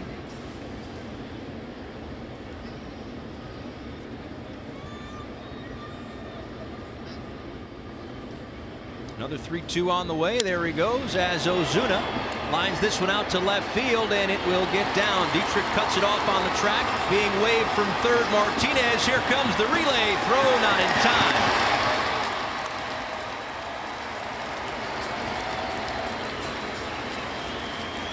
An RBI double for Marcell Ozuna. The Cardinals have a 3-1 lead.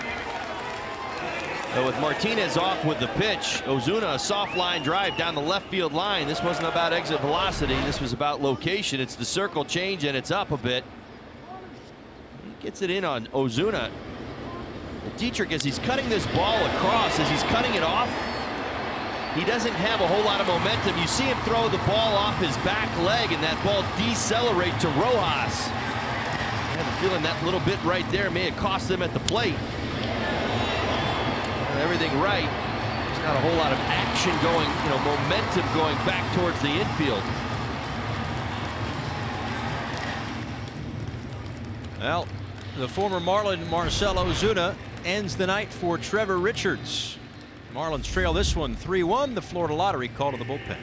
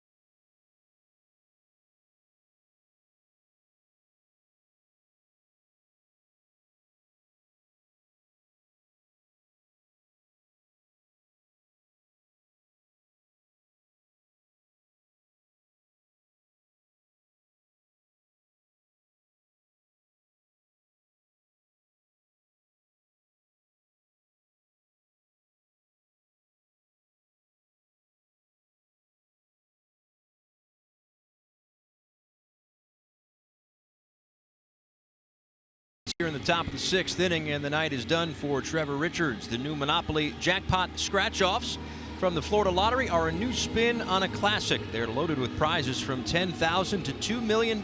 So unleash the excitement anytime. The Florida Lottery, it's your ticket. Must be 18 or older to play. Play responsibly. The lefty Harlan Garcia comes out of the bullpen. His 14th game this season. Of course, has started a bit, but now working exclusively out of the bullpen for the Marlins, and will try to end this 6th inning and keep it at the 2-run deficit as Paul DeYoung takes a pitch low and in. Marcell Ozuna standing at second after the RBI double, then extended a 2-1 lead to a 3-1 lead. Matt Carpenter early in this 6th inning with a solo home run. DeYoung swings and misses. So it's 5 2/3, 4 hits, 2 walks, and 7 strikeouts for Richards. Of course, Ozuna, his responsibility at second base.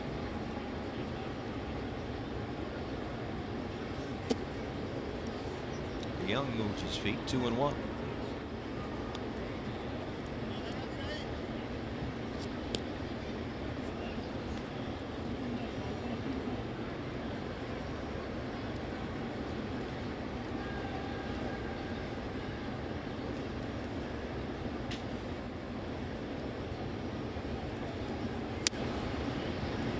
Second time since being recalled into a ball game for Garcia. Pitched a couple of innings in Philadelphia.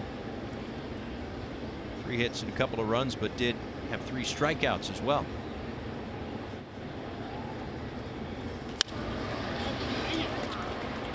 On the right side for Bohr into foul territory. Now on the line, makes the catch, and the inning is over. When we come back, it's off to the demo den. 3-1.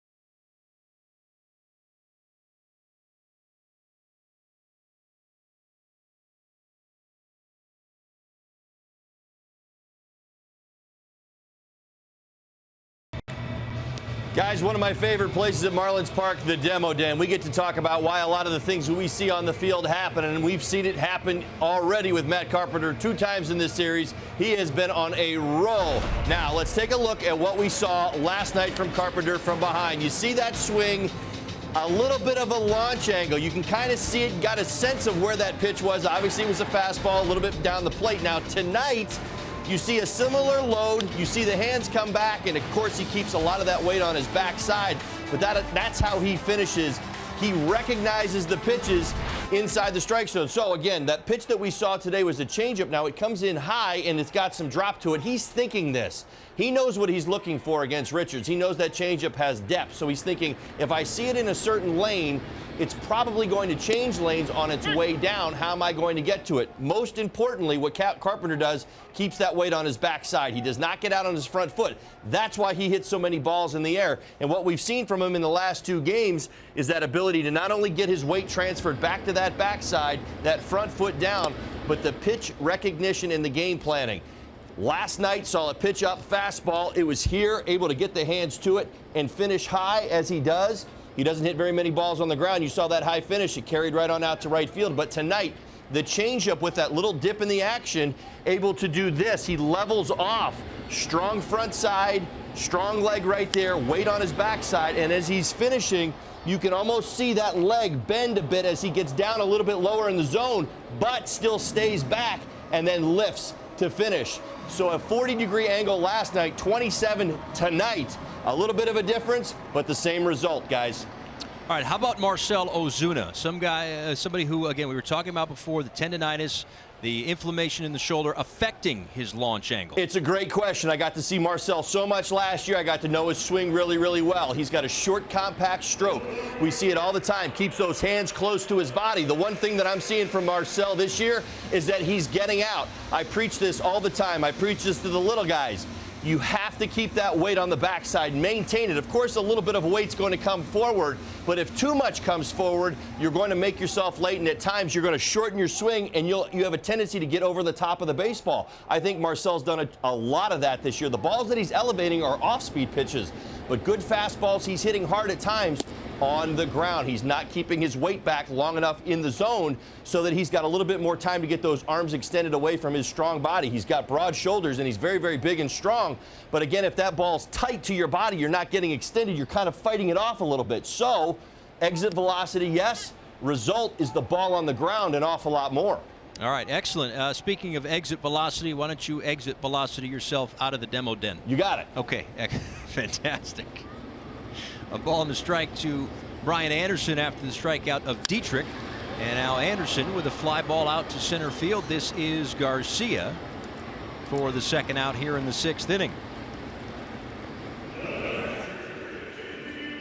Well, perhaps John Gant deserves a little bit of credit as well for the Carpenter home run. The at bat before Carpenter went deep, 8 pitches. Gant saw 8 pitches, so maybe gave Matt Carpenter a little extra look at Trevor Richards, who was closing in on 100 pitches tonight. Finished up at 97. 62 were strikes. The final line for Richards, 5 2/3, 3 earned runs, and 7 strikeouts. Real Muto pops this one up. It will be Molina. And an 8-pitch inning for Gant, who has not worked up much of a sweat tonight.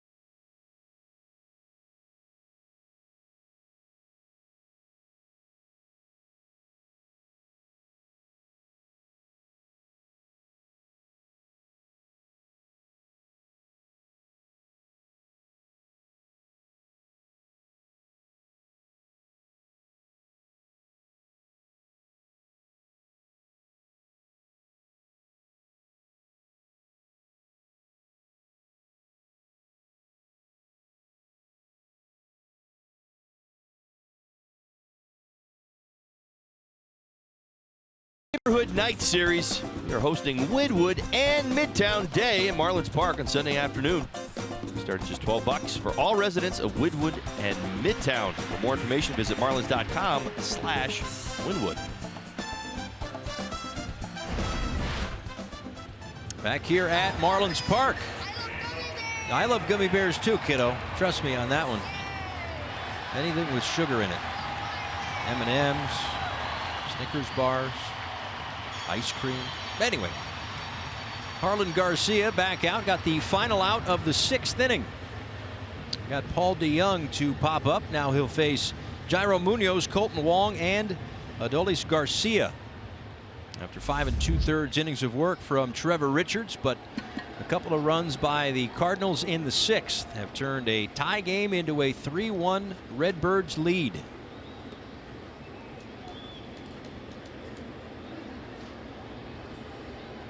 First pitch to Munoz is grounded wide of the third base bag. A double in the 2nd inning and a strikeout in the 5th for Munoz.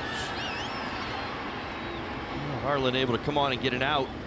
Marlin's out of that 6th inning. He's done a nice job at home this season. This is only his 6th appearance. Of course, some of those starts. 2.77 ERA in 26 innings.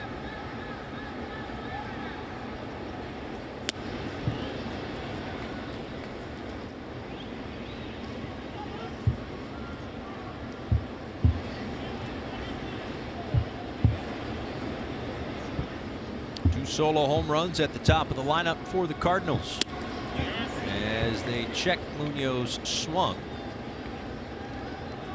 1-2.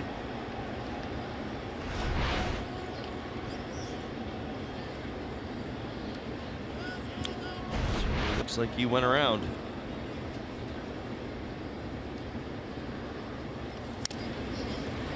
Just got a piece of that one.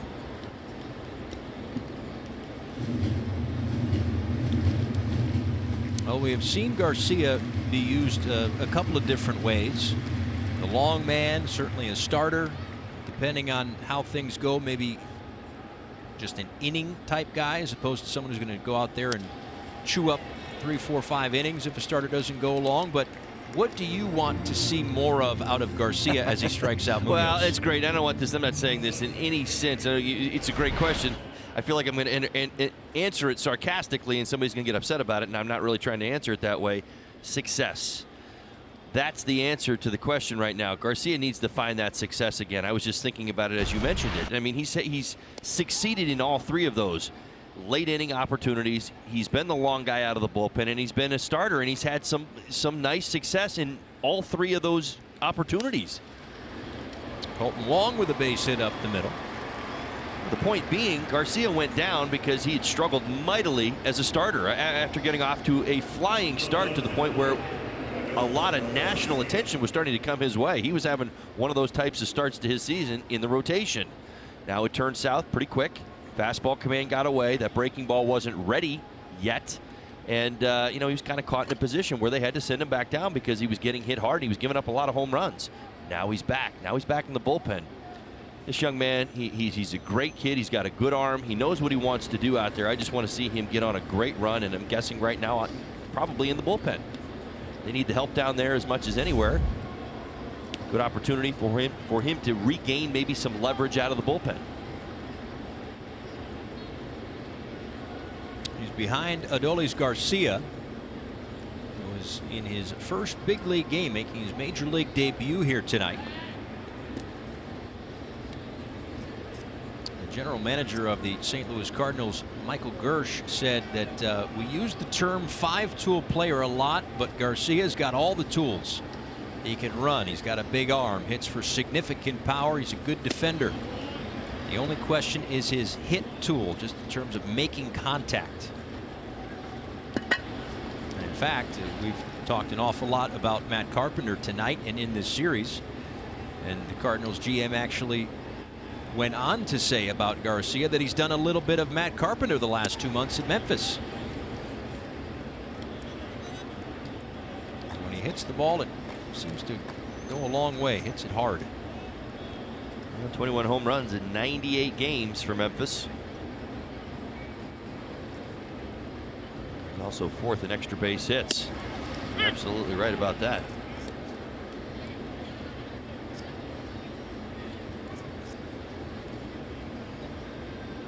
Jed Jerko on deck as the newly acquired Jason Shreve, the lefty out there, and Dakota Hudson, the righty, in the Cardinals pen.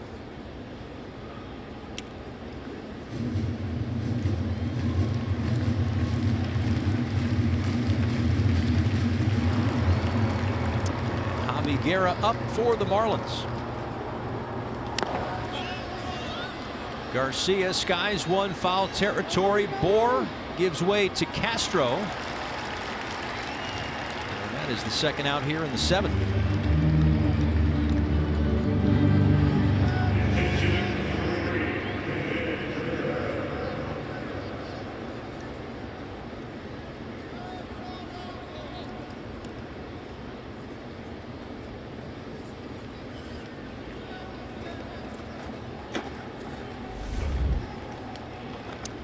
Jed Jerko, 8 homers, 37 RBIs this year for the Cardinals, steps in as he pinch hits for John Gant, who was 0 for 2 tonight. Gant finishes his pitching line with 6 innings, 2 hits, and a run.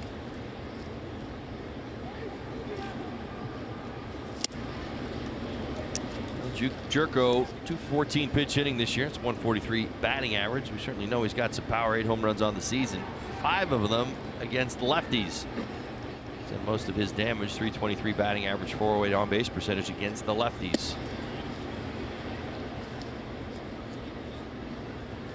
Jerko 0 for 7 in the series, but thought he connected on a big home run to dead center field in the opener on Monday night. Down the count here, 1-2.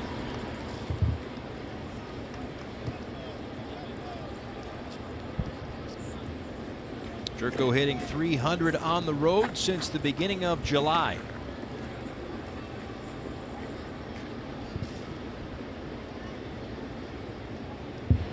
Three Marlins on the left side of the infield as Garcia gets him to ground out to third. Castro steps on the bag, and that will do it. Through 6.5 here at Marlins Park. Miami down by 2.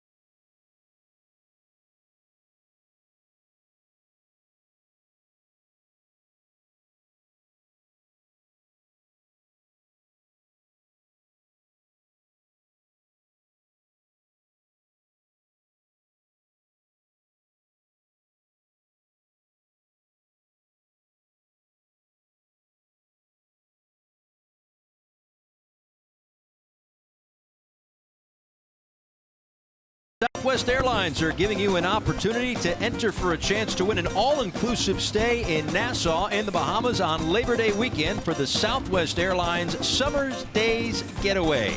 Just tweet hashtag Southwest Summer Days Sweeps and hashtag sponsored to @FoxSportsFlorida for your chance to win.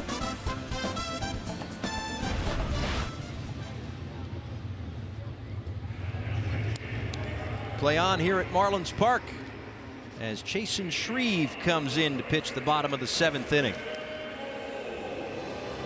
On in relief of John Gant. 6 innings, 2 hits, an earned run. Well, Gant retired a career high 14 straight Marlins. Finish his outing.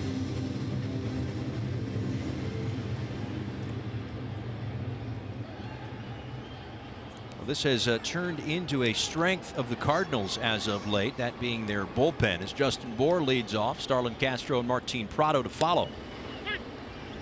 The St. Louis pen from July 1st to July 26th had a .771 ERA. Since July 27th, they're first in the National League with a .143 ERA and a .174 batting average against.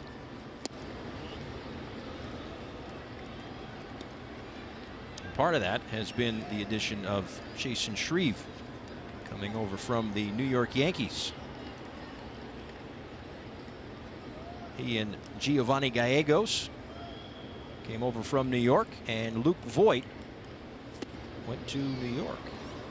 As Bohr swings and misses, a ball and 2 strikes. Yeah, he's been very good since coming over, although his last time out gave up a home run.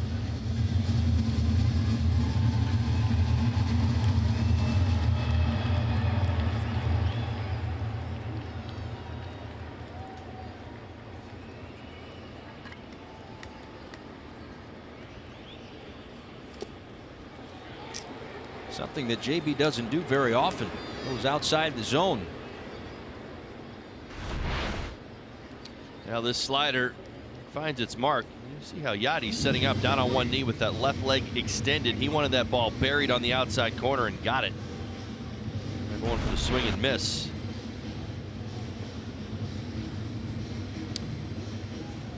And Mike Schilt comes out to get Jason Shreve, who does his job getting the lefty. The Florida Lottery call to the bullpen.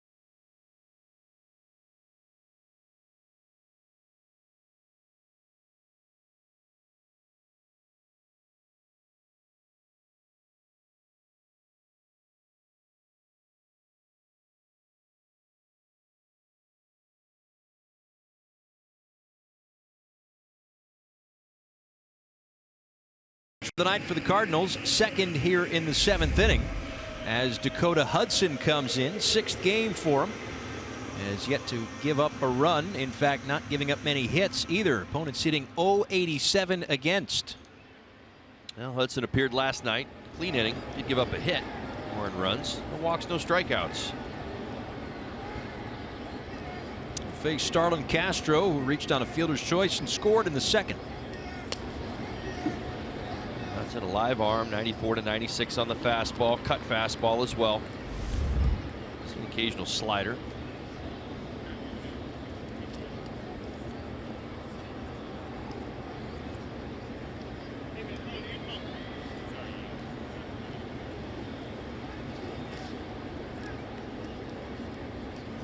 Just 2 hits tonight for Miami. Back-to-back singles in the 2nd. Prado and Rojas. For the Marlins, that has been the biggest struggle of late. It hasn't been the starting pitching. It's been good. And honestly, there's been some bumps in the bullpen, but let's be honest, 23 runs scored in your last 9 games, that's not cutting it. It's just over 2 runs a game. You're asking your staff to be almost perfect. The offense is going to have to find a way to get going. A few outs left here in this ball game to try and get a win. Well, the Cardinal staff has been pretty darn close to perfect recently. I'll tell you more after this 2-1 pitch to Castro, which is grounded on a broken bat to short. So Flaherty started on Sunday against the Pirates, 6 scoreless innings. Weaver went Monday, 6 innings, 2 runs.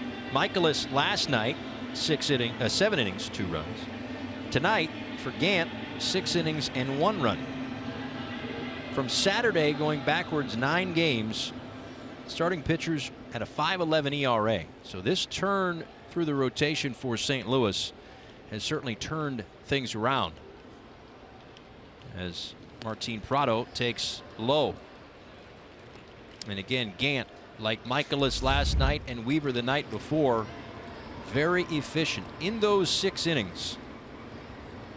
4 of those innings, the pitch totals 7, 7, 9, 8.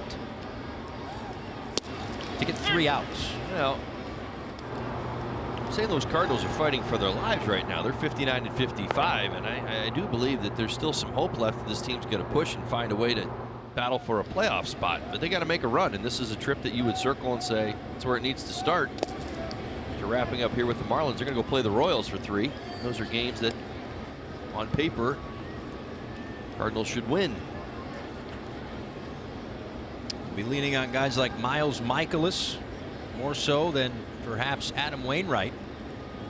On the 60-day DL, inflammation in his pitching elbow. May be back by the beginning of September. We'll see. Of course, Wainwright has played a number of different roles in his time here in St. Louis. But right now, the most important role is that of mentor to this staff.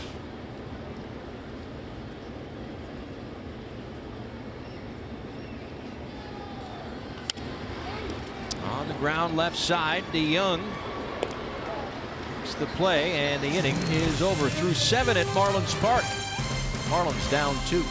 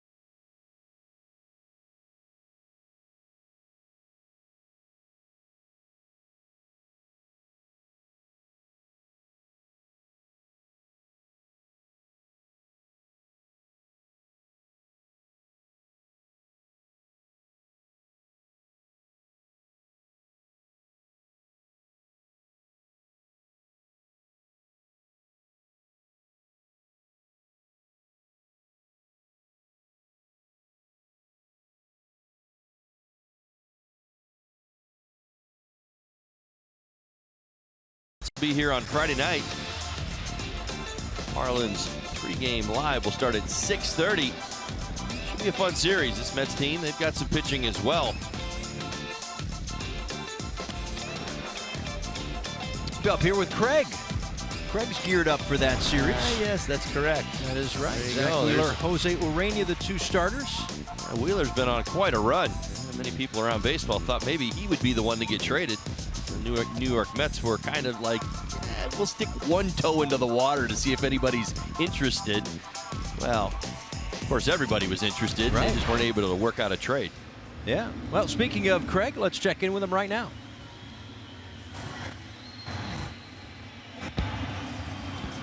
Thanks, Paul. We look at Kyle Bearclaw. Here it is. This is that chance to get in there and, as Don Mattingly says, not have to walk the tightrope to try and get his game back in order. The Marlins sorely need Kyle Bearclaw to be that guy that we saw in June into the very, very first part of July. He struggled, as we all know, since then, been taken out of that closer's role. But this is a spot to try and get him back on track. The fastball command has been absolutely a key. And, you know, if you can get a little confidence here, you wouldn't be surprised in the not-too-distant future to see him get back in the later innings in more high-leverage spots. So this is an important one, even with the Marlins trailing by 2 here for Bearclaw here in the 8th. That's a good point, Craig.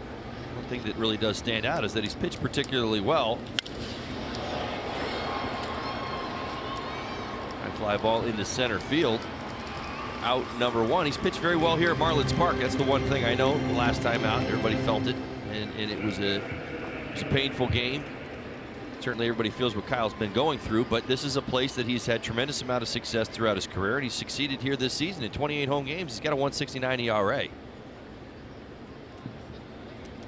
Everybody will tell you, I used to say this all the time, when you go through your struggles as a hitter and as a pitcher, you know, where you get it fixed, you get it fixed at home. No, you've never heard anybody say, yeah, you know, I was out in San Diego and I found my swing, you know, or I found the grip, or, you know, whatever it is. It's like, oh no, I got some extra work in the cage. We got some quiet time before the game. My mind is clear.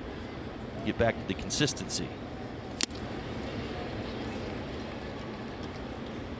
Well, whether it's the physical release point, fatigue, you know, whatever it could be physically, how often over the last 4, now 5 starts for Trevor Richards have we talked about confidence with him? I mean, there is absolutely a mental aspect to it if you're Kyle Bearclaw. Oh, well, I mean, you got to believe in what you're doing. Number one, that as a hitter, you speak it in terms of, if I get a pitch in this spot, I am going to hit this ball really hard. That's the idea. Well, for the pitchers, they're thinking the same thing. If I put the ball in the right spot, I'm going to get the result. Bad contact or a swing and a miss, because I'm doing what I need to be doing.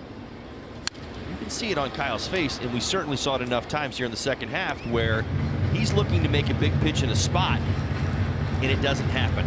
Fastball away, JT's gloves moving, you know, 6 inches to the left or to the right. Big curveball, some good ones, but not some good ones. And that's kind of the point. When you start to struggle, there's inconsistency in what you actually believe is getting ready to happen. Well, he gets Molina, the 94-mile-an-hour pitch, right in the back. You know, and again, that's the idea. You know, you're looking for a little run, but not this much run, as this one clips Molina up by that left shoulder. 94 miles an hour.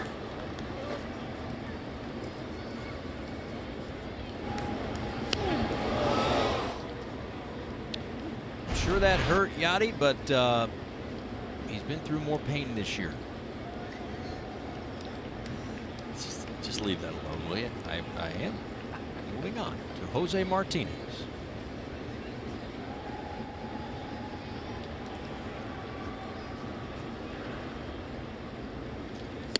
He takes a called strike. Martinez today, couple of strikeouts, walked and scored in the 6th inning.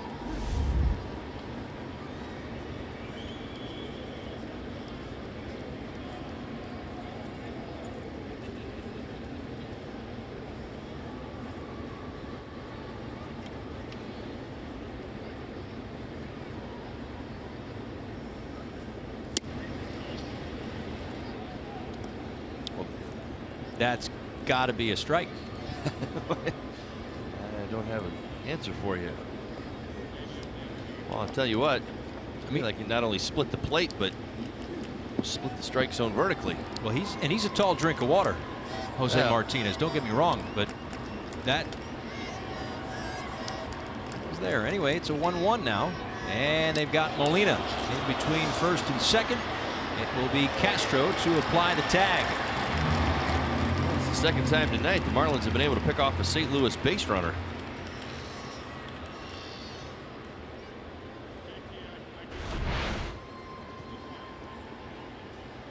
A bit of a stutter step there.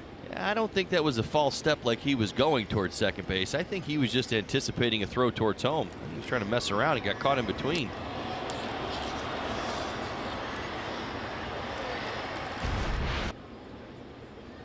So 2 outs now for Martinez.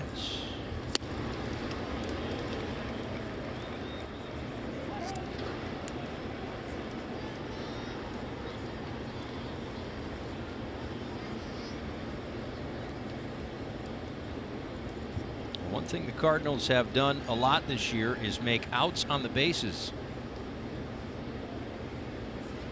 Came into the day as Martinez sends one out to right field, a base hit, with 44 outs on the bases. The 4th highest total in Major League Baseball. Of course, this Cardinals team, if they are going to stay in the race or get back into the race, depending on how you want to look at it. They're going to have to tighten up all aspects of their game. After the base hit, Harrison Bader into pinch run. Martinez with that hit. It's his first hit of the series.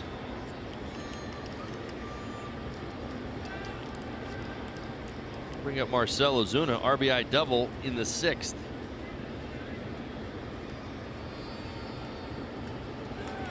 Runner goes, this one all the way to the backstop. It didn't take Bader long. Terrific speed, but he is down in some sort of discomfort over there at second base. Let's see why. Yeah, this is not a clean landing, Paul. Watch out. Uh-oh. Oopsie daisy. Yeah, he got his hands caught up there. They didn't slide. Those hands are supposed to slide out in front. Watch his left and right wrist. Oof.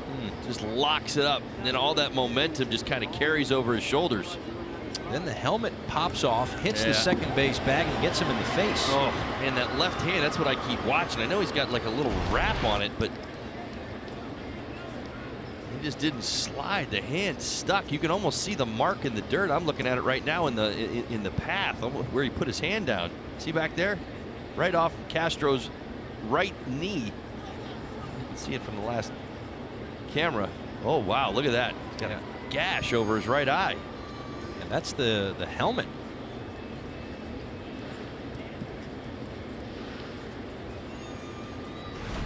One more look. Watch where the helmet gets him.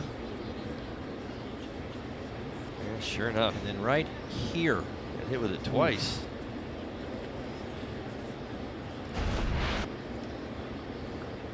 Well, I mean, listen, you don't want to see the guy down in pain, but thankfully it got him like up by the eyebrow and not a half an inch lower in the eye itself. Yeah. Looks like he's going to be okay. His disposition is pretty good out there at second base. There's a time in my career where, you know, when I was younger, I could do that. When I first got to the big leagues, it was about 22, 23, and I was like 205 pounds. And then, you know, I got man heavy as I am now. I'm like 230 pounds, so much bigger guy. Well, I couldn't do that any longer, and I was so grateful for it because I did that, I don't know, 100 times. Yeah. It's like the worst slide ever, head first. Couldn't do it.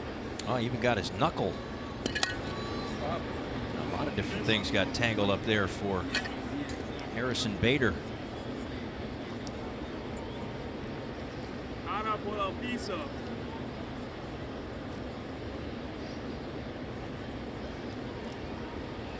Well, I'm asking this because I don't know the protocol here, but how, in all honesty, and listen, again, we don't want the kid to be hurt, but in all honesty, how much medical attention can you take without being kindly asked to be removed from the game? Yeah. Gotta stop the bleeding. Multiple outlets right now. Yeah. Tell you what, my years here, we've seen a number of things happen at second base at Marlins Park. I think back to when he made that slide, I was thinking back to Trout last year. Trout, I believe, tore his thumb ligament sliding into second base. Yeah. On the disabled list, missed a bunch of time last season. I'll tell you what, Bader about tore a thumb ligament on this slide. Look at that left hand. I still can't get over that. That's kind of what hung him up. Bit of an emergency brake, kind of slows down his momentum on his top half, and then the bottom half kind of carried over. And then it was the right hand on that index finger knuckle that got scraped up as well. Well, you know, that's in the last, what, maybe 2 weeks or so, second time we've seen somebody at second base get bandaged up. I mean, Jurickson Profar a week or two ago actually took a cleat to the face. Had to go off the field and get patched up a little bit. Well, it looks like Bader is staying in the ball game.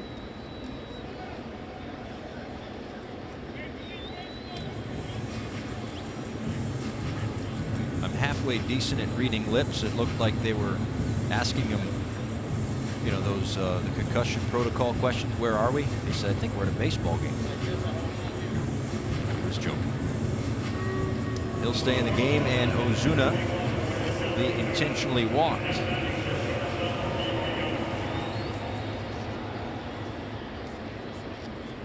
So a force at any base for Paul DeYoung.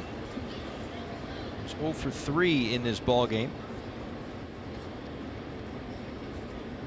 Bader at second and Ozuna, the runner, at first.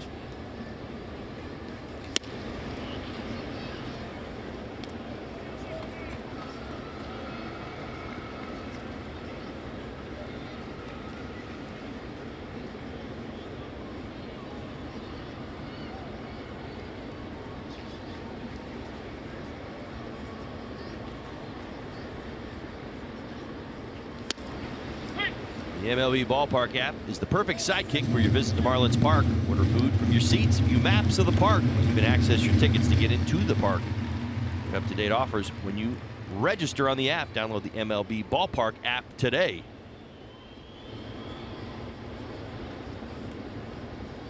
The ball and a strike to DeYoung. Down the left field line, a fair ball. This will get into the corner and score Bader easily. Ozuna waved around third. He will score. It's a 2 RBI double for Paul DeYoung, and the Cardinals have opened up the 5-1 lead. Well, DeYoung hammered a hanging breaking ball last night for a 2-run home run. This breaking ball hanging as well. My goodness, that's up at the letters, and it stayed up at the letters. Well, for the St. Louis Cardinals, their first hit with a runner in scoring position in this series. Now 1 for 13, drives in 2.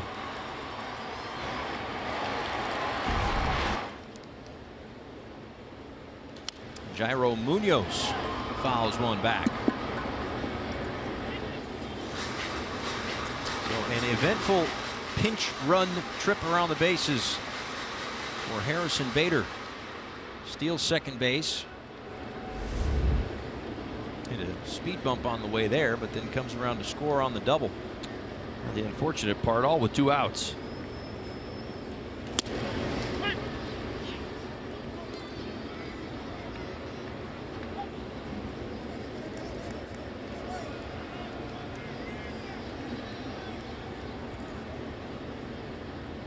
That is now 14 earned runs in the last 5 1/3 innings for Kyle Bearclaw.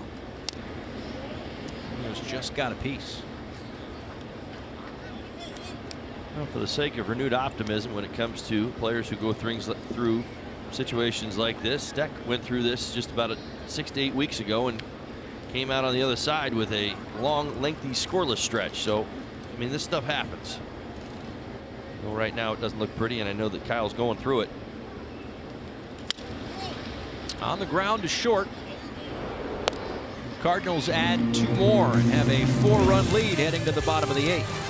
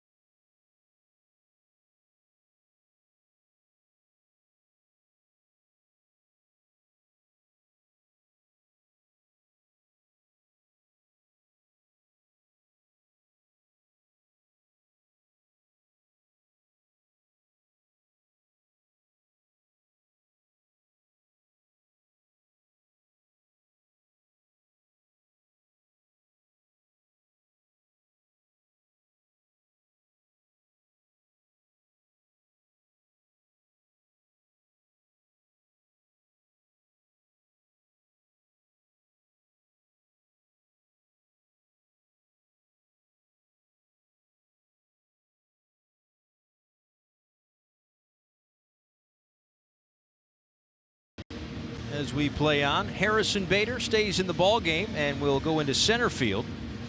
He pinch ran for Jose Martinez, who's clearly out of the game. Was in right. Now it's Adolis Garcia, who was out there moving over from center field. And into the ball game for the St. Louis Cardinals is another pitcher, their 4th of the day. Oh, check that. Still Dakota Hudson. Check that. Only the 2 changes.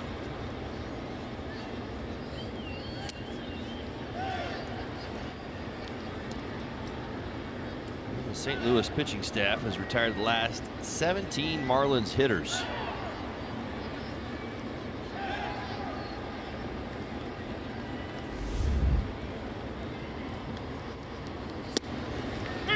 It's in there for a called strike. Rojas, an outstanding at bat. Inning number 2 drove in the Marlins' only run of this game. Back-to-back hits by Prado and Rojas. That's it. Out to center field, and Bader will make the catch on the line drive. Speaking of Bader, his 8th 5-star catch last night. The one, the ball that he came in on in that 8th inning. That's right. Catch probability, you love it. It's actually kind of where I wanted to get to, is the catch probability, because it's one of your favorite stats, of 15%. So 5-star. There you go. Yeah. Tied Lorenzo Cain for the major league lead. Yep. How do you feel about catch probability? How much time do we have? Let you be the judge. Hey, listen, this was a Great play. Fantastic Do not catch. get me Full wrong. extension. No, by the way, probably feels much better about that head first slide than the one he had tonight. Well, he extended his arms that time. He's also got a little grass to deal with. Yeah. Hydroplaned a little. 5-star catch, right? That's how StatCast does it. So that's what, if the catch probability is less than 20%, I believe, right? Mm-hmm.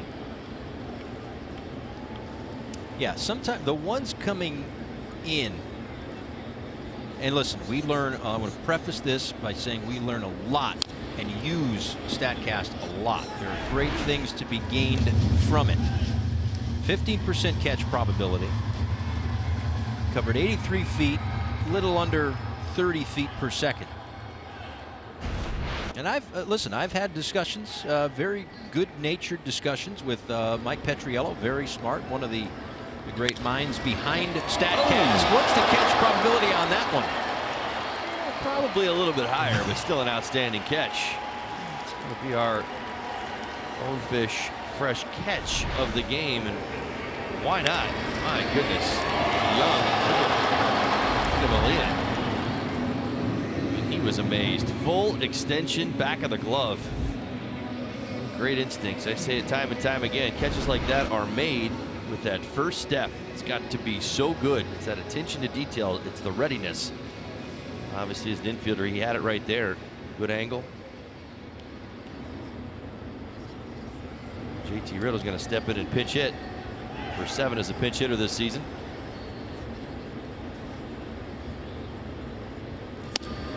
Ball outside. Coming up after the game, the WB Mason Marlins Live post-game show. Craig Minervini and Jeff Nelson will talk about the rubber match and the season finale between the Cardinals and the Marlins. We'll hear from Don Mattingly at the conclusion of this one as well. Lined out to center field, and Bader is there. A 1-2-3-8 for Hudson.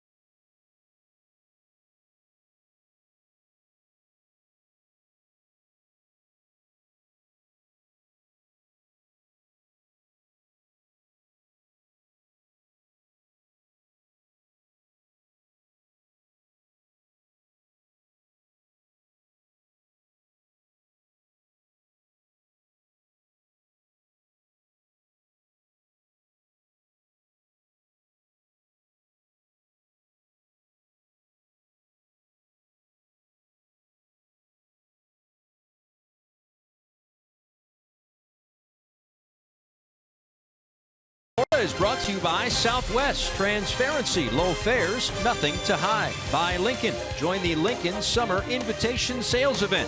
And by your South Florida Honda dealers. Paul Severino, Todd Hollinsworth back with you as we head to the 9th inning. Cardinals have scored 2 runs in the 6th and 2 in the 8th to take a 4-run lead into the 9th inning here, as Brett Graves will pitch in his 8th game this year for the Marlins. The 4th pitcher of the day for Miami. Trevor Richards started 5 2/3, 3 earned runs. And then Harlan Garcia, an inning and a third. Kyle Bearclaw worked the 8th inning, gave up a couple of runs, and now Graves will try to keep the Cardinals right where they are. Bottom third of the order, Wong, Garcia, and the pitcher's spot.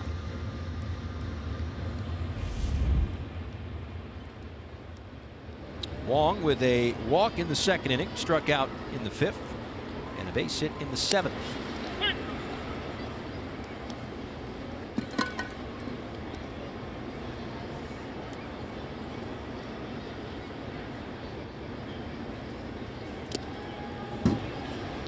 Some movement on that one. Gets all the way to the backstop. A ball and a strike.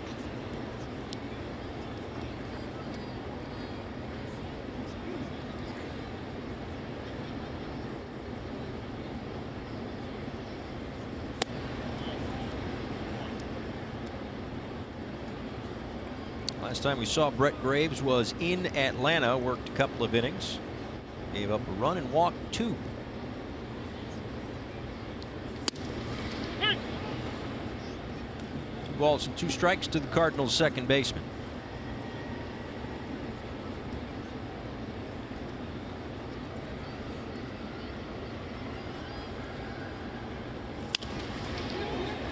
And right over the third base bag. Dietrich gets to it, gets it in, but Wong in safely to second base. Right up the line for a leadoff double here in the 9th. Third time on base for Wong tonight. Got a base hit his last at bat, also a walk in the 2nd inning. This is a slashing double. You see that head down, letting that ball get deep.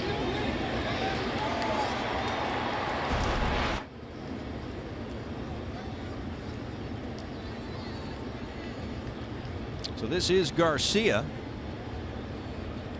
A couple of strikeouts against Richards, who had 7 of them tonight. Also popped up in foul territory back in the 7th. For Graves, 4-seam fastball, sinker, curve, and cutter.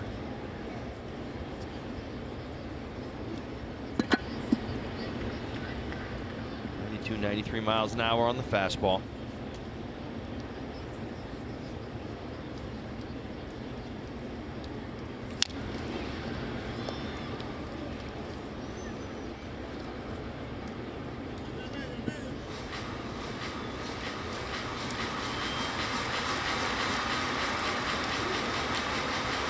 Marlins have a day off tomorrow, then the Mets come to town. That's an 8-0 winner against the Cincinnati Reds today, as Jacob deGrom was superb again. A little run support today, I believe. He actually did, yes. They won 8-0. He had 6 innings, gave up 4 hits, a walk, and 10 strikeouts. And basically what that means for the Marlins is that they will not see deGrom, but they will see Zach Wheeler on Friday. Jose Urena gets the ball for the Marlins. It is Dominican Heritage Night coming up on Saturday here at the ballpark. Jose will be out and about for that, celebrating all night long. First of 3 against the Mets, and then off to Atlanta for a doubleheader Monday. A day-night doubleheader. Braves actually with 2 doubleheaders in the course of, what, 4 or 5 days.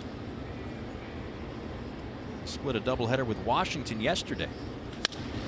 On the ground to Rojas at short.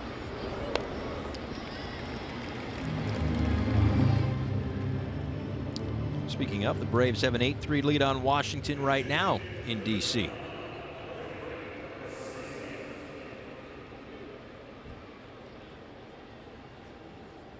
It'll be Greg Garcia to pinch hit in the number 9 spot against Graves. Garcia, 7 for 37 this season pinch hitting. It's 189 batting average. Celebrating his 29th birthday this evening.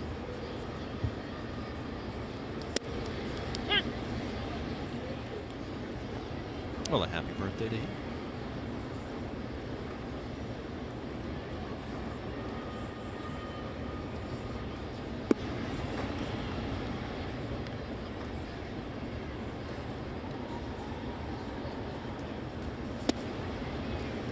Now with this Cardinals team, we certainly talked about their hope. Have a productive August and September. It's one that counts, one that will lead to a playoff, at least a playoff game. We mentioned this road trip. They're going to go play Kansas City next, but after that, they're going to go play at home against the Brewers and the Nationals. So not an easy stretch once they get home. I always love those head-to-head matchups this time of year of teams that are vying for playoff spots, and it seems like every year it gets a little earlier. We're already starting to talk about it here in August.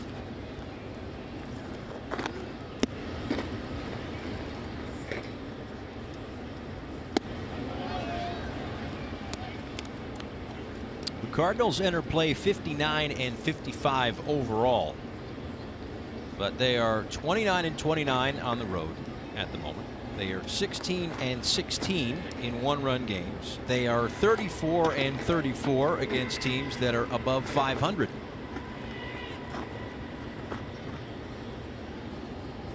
Flip a coin? Pretty much. As Garcia strikes out on the fastball up. Time for the Coors Light refreshing finish. Matt Carpenter again been red hot for this St. Louis Cardinals team. This is the same guy who on May 15th was hitting 140. Your refreshing finish. Ice cold water. Will not get a chance to hit here, however. He has been intentionally walked to set up a force at any base for Yadier Molina.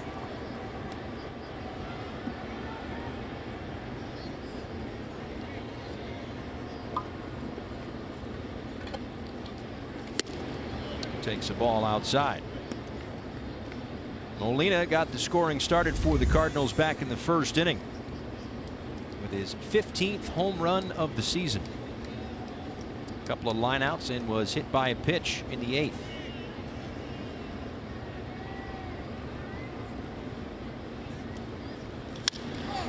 And now to right field, a long run toward the corner for Anderson, but he can't come up with it. Wong in to score easily, and Carpenter in behind him. Yadier Molina with a 2-run double. Anderson had to cover a lot of ground to get to that one, but it falls in, and the Cardinals are up 7-1. Anderson's been challenged in the corner here at Marlins Park a number of times in this series. He was perfect until this one, and certainly not because of a lack of effort. He did everything he could to make a catch into this corner. Just misses off, maybe even caught the end of his glove.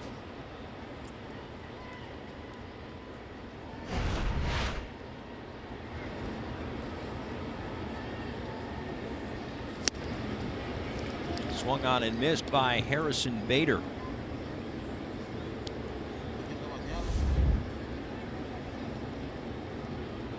The Cardinals have enjoyed playing here at Marlins Park. 10-3 in their last 13 in Miami.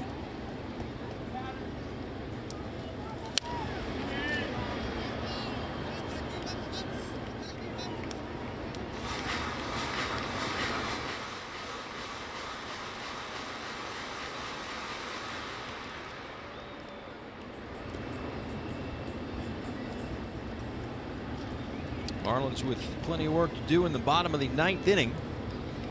Have the top of the order due up. Dietrich Anderson and Real Muto.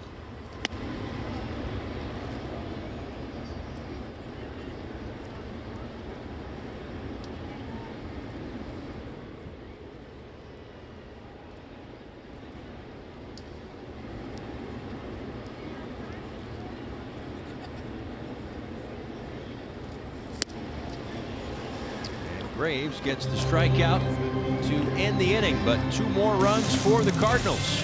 They've opened up a 6-run lead.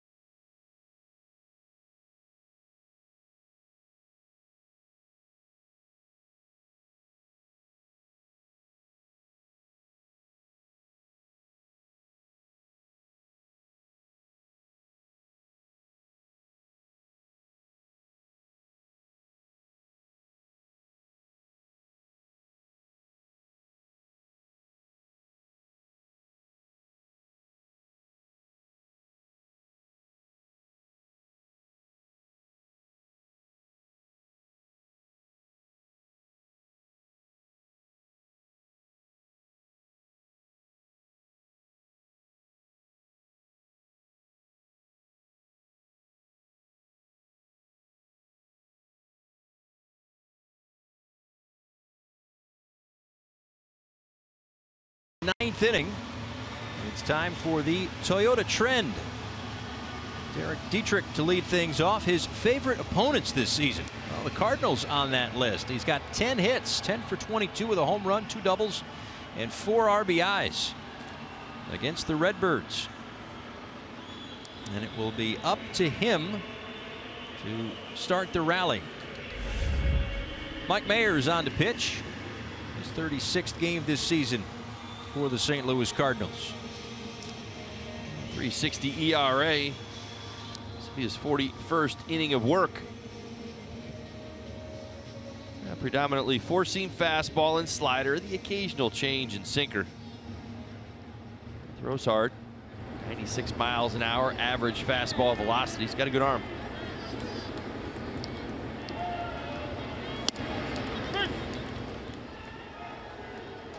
Strike to Dietrich.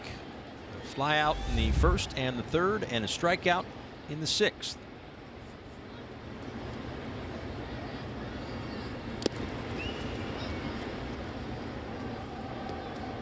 Marlins 17-14 in the last 31 games at home. As I mentioned earlier, have not lost a home series since the Diamondbacks were here. The Marlins took 3 of 4 back in late June. It will take a rally for them here down to their last 3 outs to avoid losing their first home series in quite some time.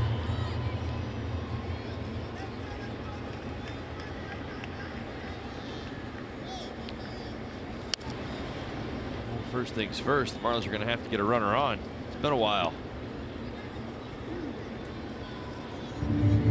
Was it the Rojas single in the 2nd? It was. That's what 20 consecutive batters by tally. Been retired by St. Louis pitching.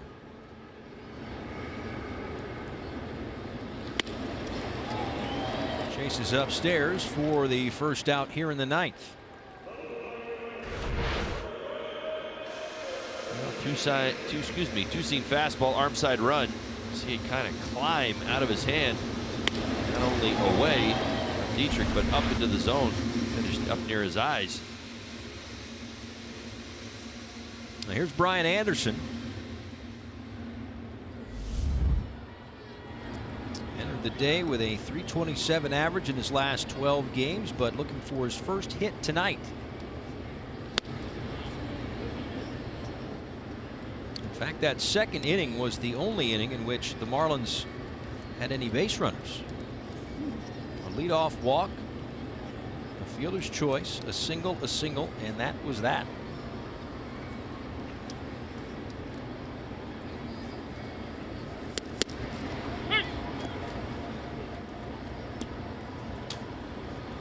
starting pitching this series for the Cardinals certainly stifled the Marlins offense. Weaver with the 6 innings and 2 runs on Monday. Michaelis 7 innings, 2 runs last night. 6 innings and a run from John Gant tonight. All of them worked quickly, efficiently, and threw a ton of strikes. We certainly did. We're filling up the strike zone. A lot of fastball, early fastballs. They went right at Marlins hitters. I mentioned him a number of times here of late. 74.6% strike percentage from Gant tonight. He threw 63 pitches. I mean, that's amazing when you look at the body of work. 47 strikes. Kind of getting back to the Cardinals, attack mode. Sinkers and fastballs early. You've seen the occasional breaking ball late, but really have just stayed very aggressive with the fastballs and challenged the Marlins to do something about it. One of the better fastball hitting teams in baseball. Just kind of one of those series, one of those nights.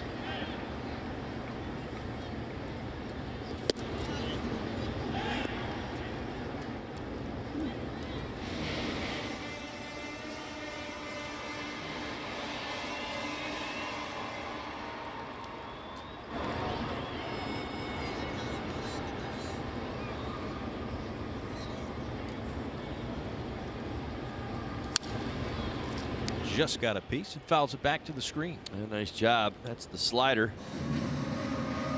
Fouling that off. Certainly geared up for the fastball.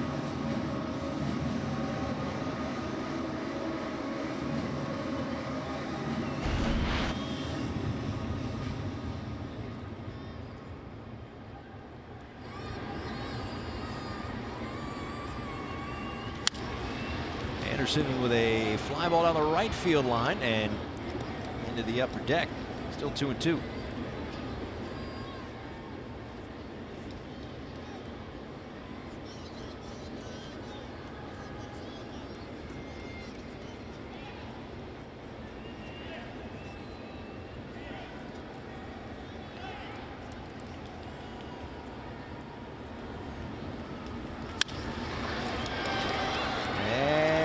Will get down into the left center field gap for Anderson. A 1-out double. The Marlins' first base runner since the bottom of the 2nd inning.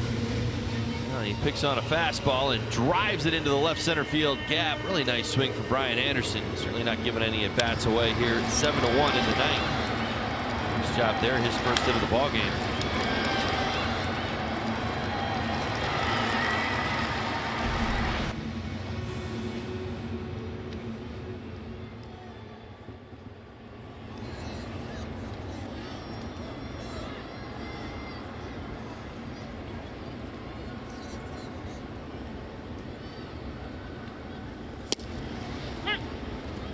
Strike to JT Realmuto. A couple of strikeouts tonight and popped up to Molina. Hitless in his last 20 at bats.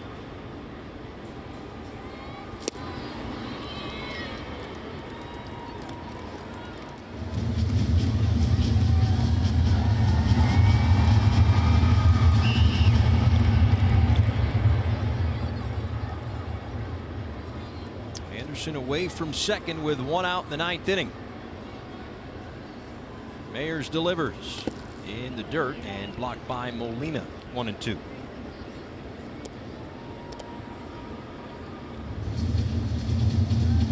Well, we've seen with JT through this little mini slump his sometimes attempts at going outside the strike zone trying to get a pitch.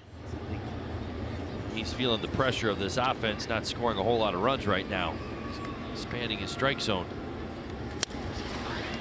On a hop to short. 2 away.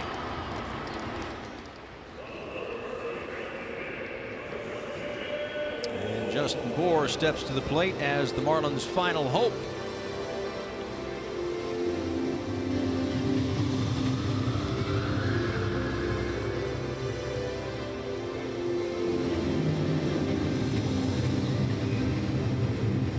With a walk in the 2nd inning, and a ground out in the 4th, and a strikeout in the 7th.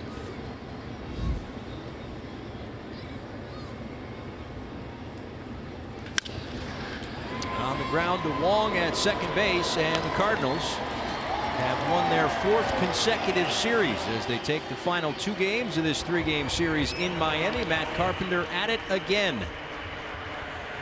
As Carpenter connected for his 31st home run of the season. All part of a 7-1 defeat tonight for Miami.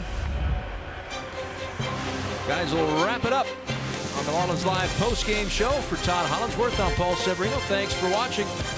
Again, Marlins Live postgame coming up after the break.